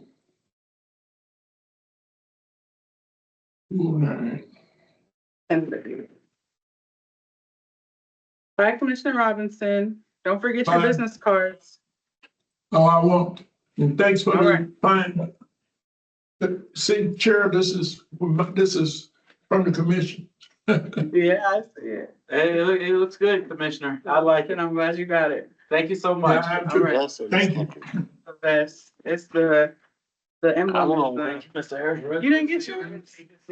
Travis, you didn't get the Commissioner only his best you took that day? Oh, it's lost. Oh, we It's can get lost. you. We'll get Oh, you. my bad. It might be in my, actually, it might be in my vehicle. You know what? I feel like you didn't even take it. I think I did. I think it's. All right, hi, Commissioner Those were Robinson. nice, thank you. Danielle, Yes, did you send sir. a letter to Portales on, I didn't see our name on that list of awardees. I went to sleep on that, I think. Did I send a letter? Let me double check and get back to you. Yeah, will you get back to me on that? Yeah, I'll get back to you on that. All right, thank you. All right.